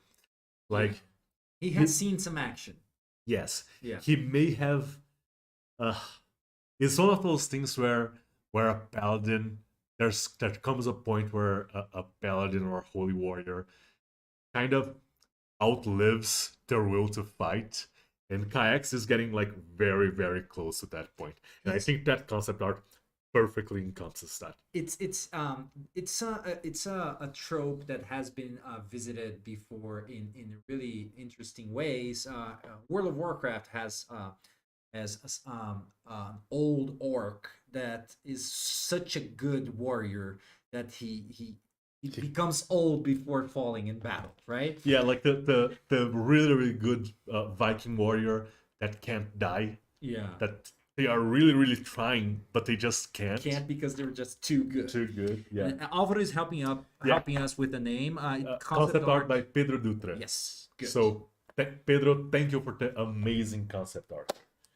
And I guess this is going to be the last announcement in regards to the welcome pack. Ooh. We have something in the works. Oh god. So a lot of you guys have been asking us to expand on the welcome pack and do something more, do something. You guys basically just want more. We are not ready to reveal details yet. We are definitely not ready to reveal dates yet. But we can reveal that we are working on the welcome pack 3.0. And what I can say about the Welcome Pack 3.0 is that it's going to be big. That's an Like, yeah, understatement. like big, like capital B big. You know what I mean? And I think it's Yeah. unlike with anything you've seen before, maybe. yeah, Yeah. we haven't really done something like we're doing for this Welcome Pack. So Yeah. I don't want to hype it up too much. But, you know, I'm hyped for it. Yeah. And we work here. So Yeah. Yeah. Yeah, so Welcome Pack 3.0 it's God. on its way. And it's going to be awesome. We're probably going to have an announcement about this, maybe some concept art, like next month at some point in February, something like that. But yeah, it's definitely coming, and it's going to be like our other updates with the welcome pack. All you need to do is buy any loot bundle from the launch month of the welcome pack forwards. This may change a little bit. We're talking about how to make it available to a lot of people, and because it is something really special that we've been working on for a long time. So yeah, these are the announcements. These are the announcements. We do have some time. It is 5 p.m. here right now. It's but we started a little bit late, 8. So let's do 5 to 10 minutes of Q&A. If you guys have questions, once you guys are done with the questions, we end the live stream. But we do have some time for comments and questions. So if you guys have anything you'd like to say, I remember some stuff from the very beginning of the live stream that I saw that I wanted to answer. Let's see here. Lucky had a comment earlier. Loot following through with bringing back old characters as old adventures just make me tear up and reminds me why I love this company. Well, first of all, thanks for the comment. It's great to read stuff like this, but I think that I wanted to read this comment because I think it highlights why we're doing this, because we really want to value the stuff that we originally have, like we originally created, right? So and you guys' support and the fact that you enjoy the things that the loot originals, so to speak, is really great. It's really great to see that, because it really pushes us forward to doing stuff like that.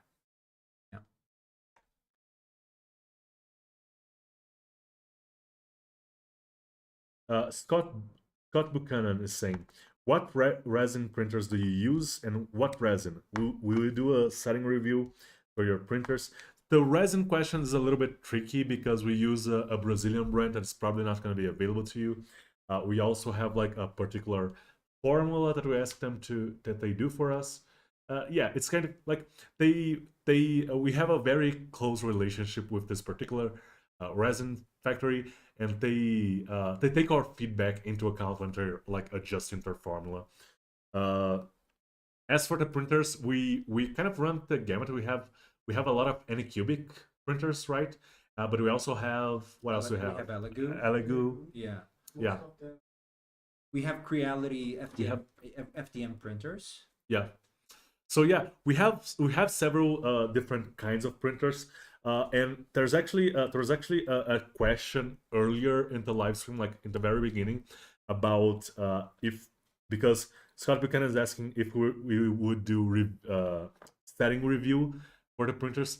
That is very, very complicated for us to do because there's a lot of factors that go into setting reviews. But we do have a 3D printing series, 3D printing tutorial series, that we are planning at some point to continue. We stopped because there just wasn't enough time to do it all. But it is something that we are considering, right? Do some support material so that you guys can have a better printing experience with our models. Yeah, it's something that is it's really like, it's not that far back in the backlog. That's what I'm trying to say. It's something that we are fast approaching, actually making it real, making it come true. Yeah. The final setting is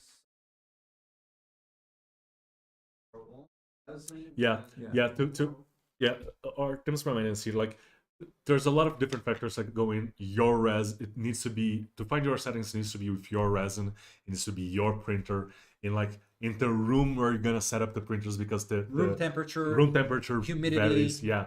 All this stuff matters. Okay, so let's carry on. Rex is asking, are all the coins into loot golem piles the coins from the set? No, not all of them are. I think that would be a little bit too much detail.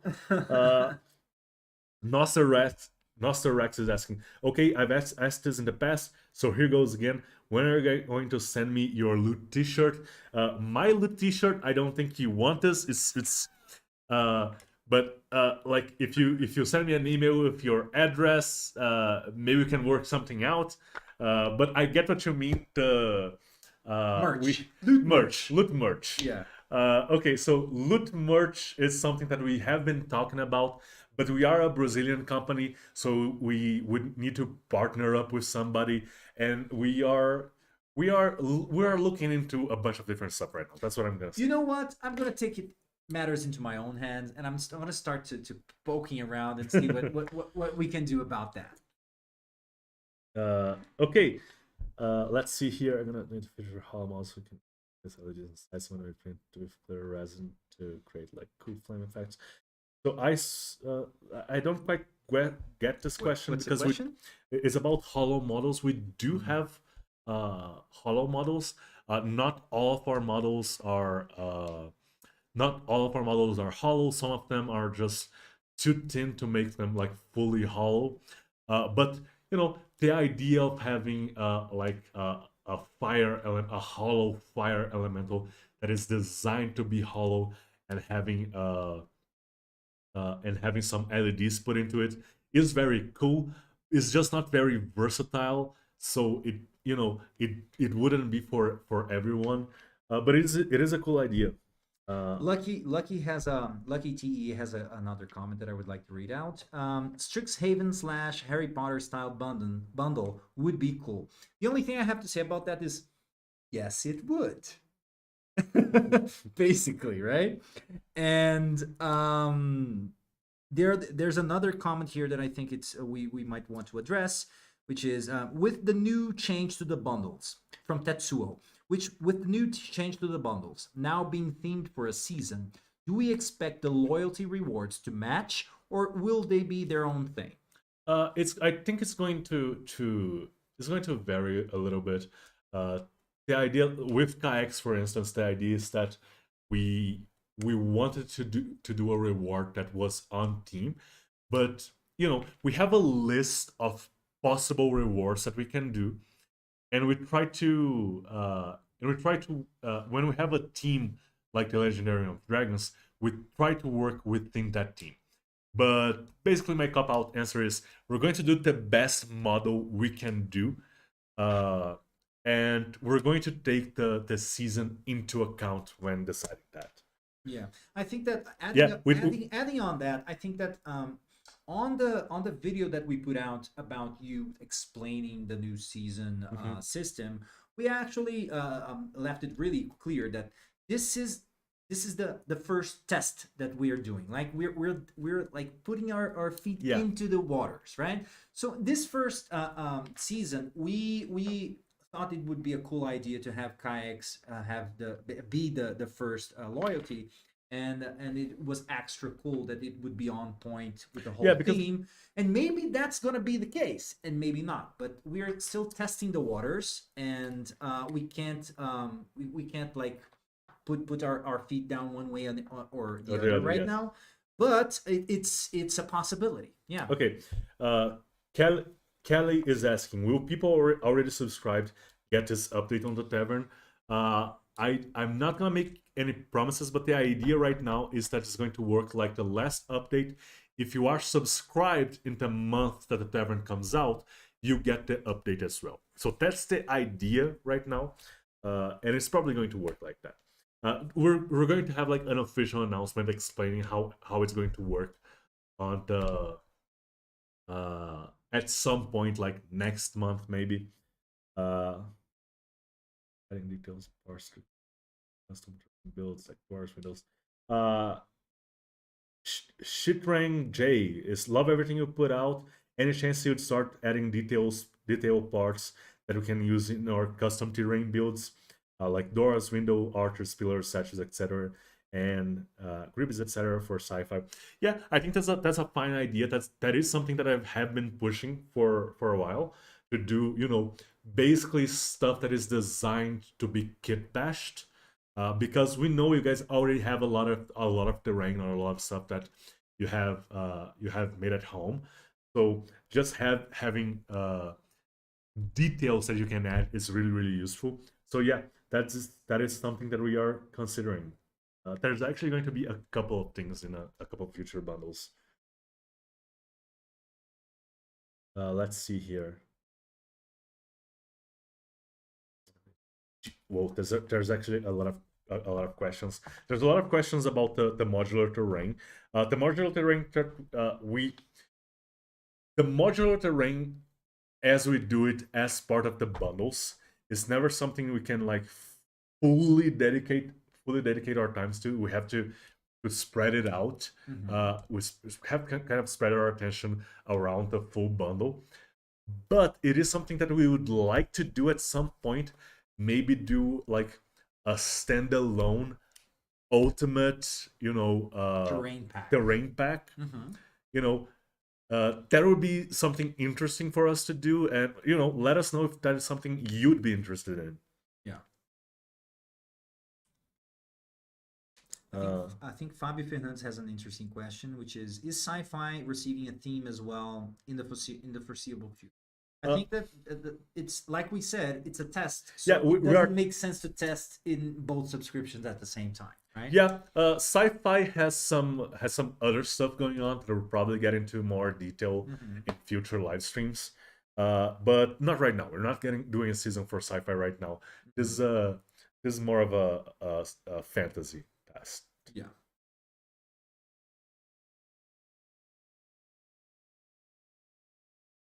Mimic. Victor Hugo is saying, hello, can we expect the next walls to use the same connection style? It is very likely that we will use the same connection style. We are taking your feedback and adjusting accordingly. So we did the connections like this because the last time we did, like the first time we did modular terrain, they didn't really have a way to connect, and that was part of the feedback that we received from that. So if you guys have feedback on this terrain, let us know and we will adjust accordingly.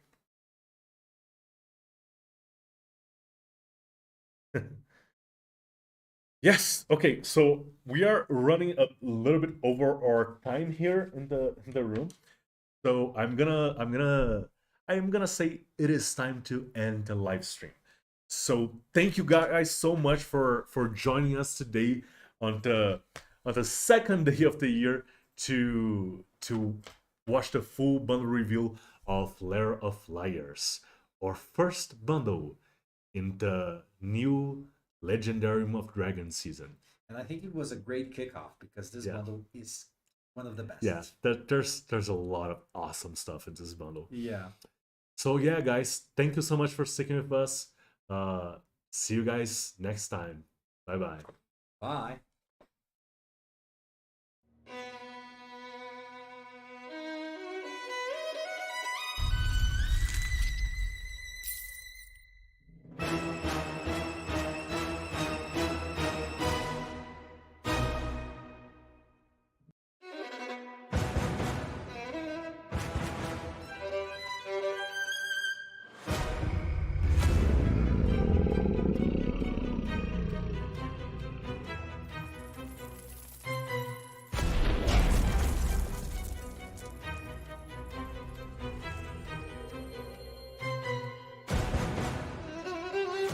We'll show them who's boss.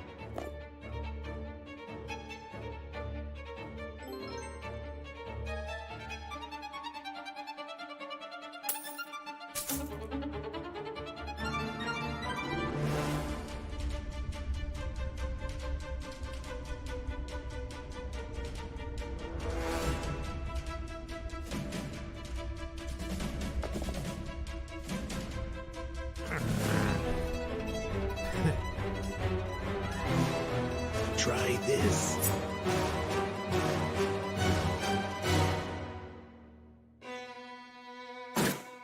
Game over.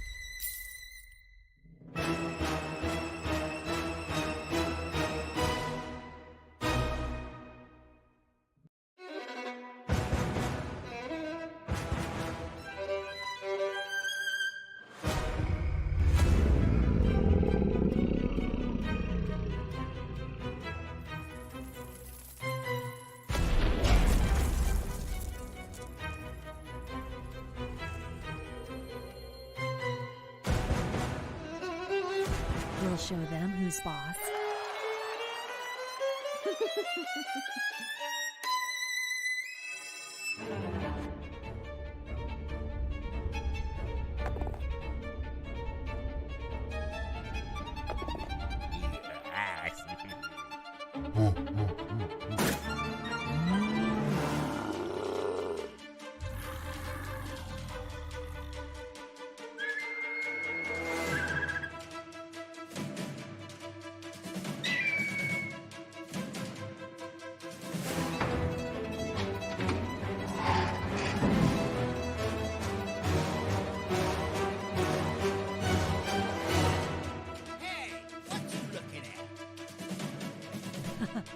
I live for this.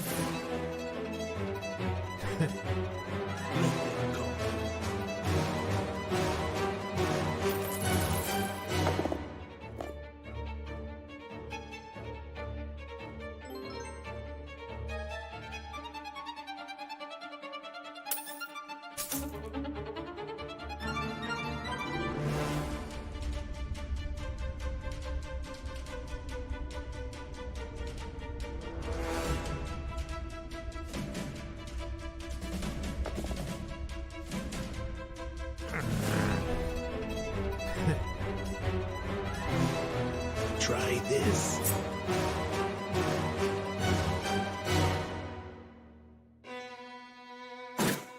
Game over.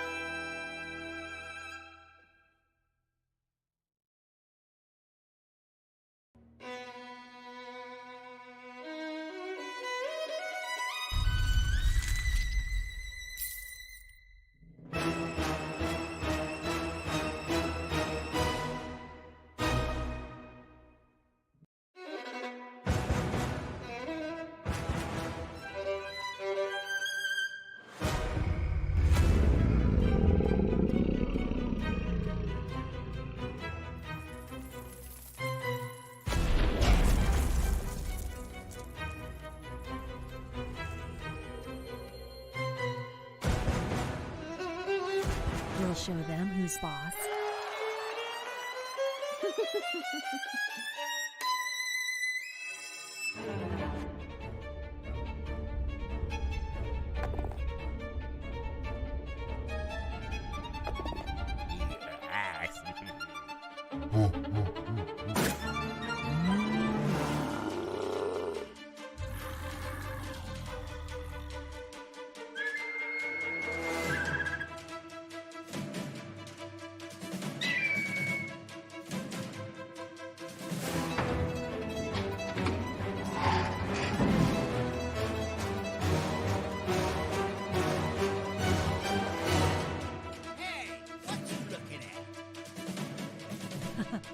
I live for this.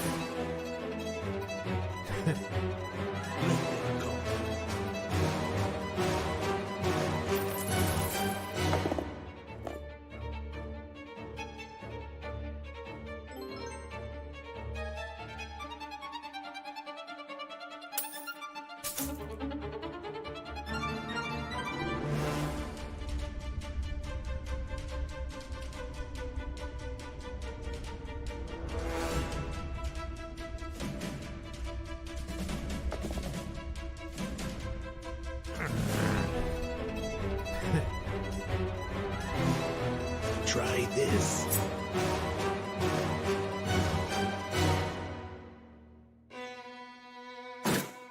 Game over.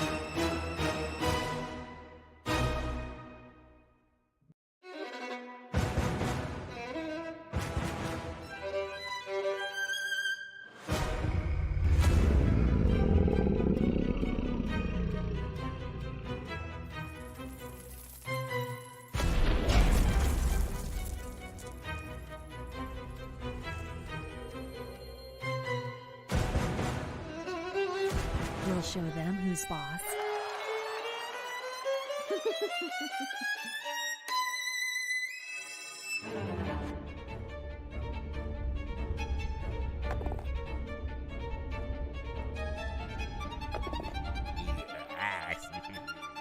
Yes.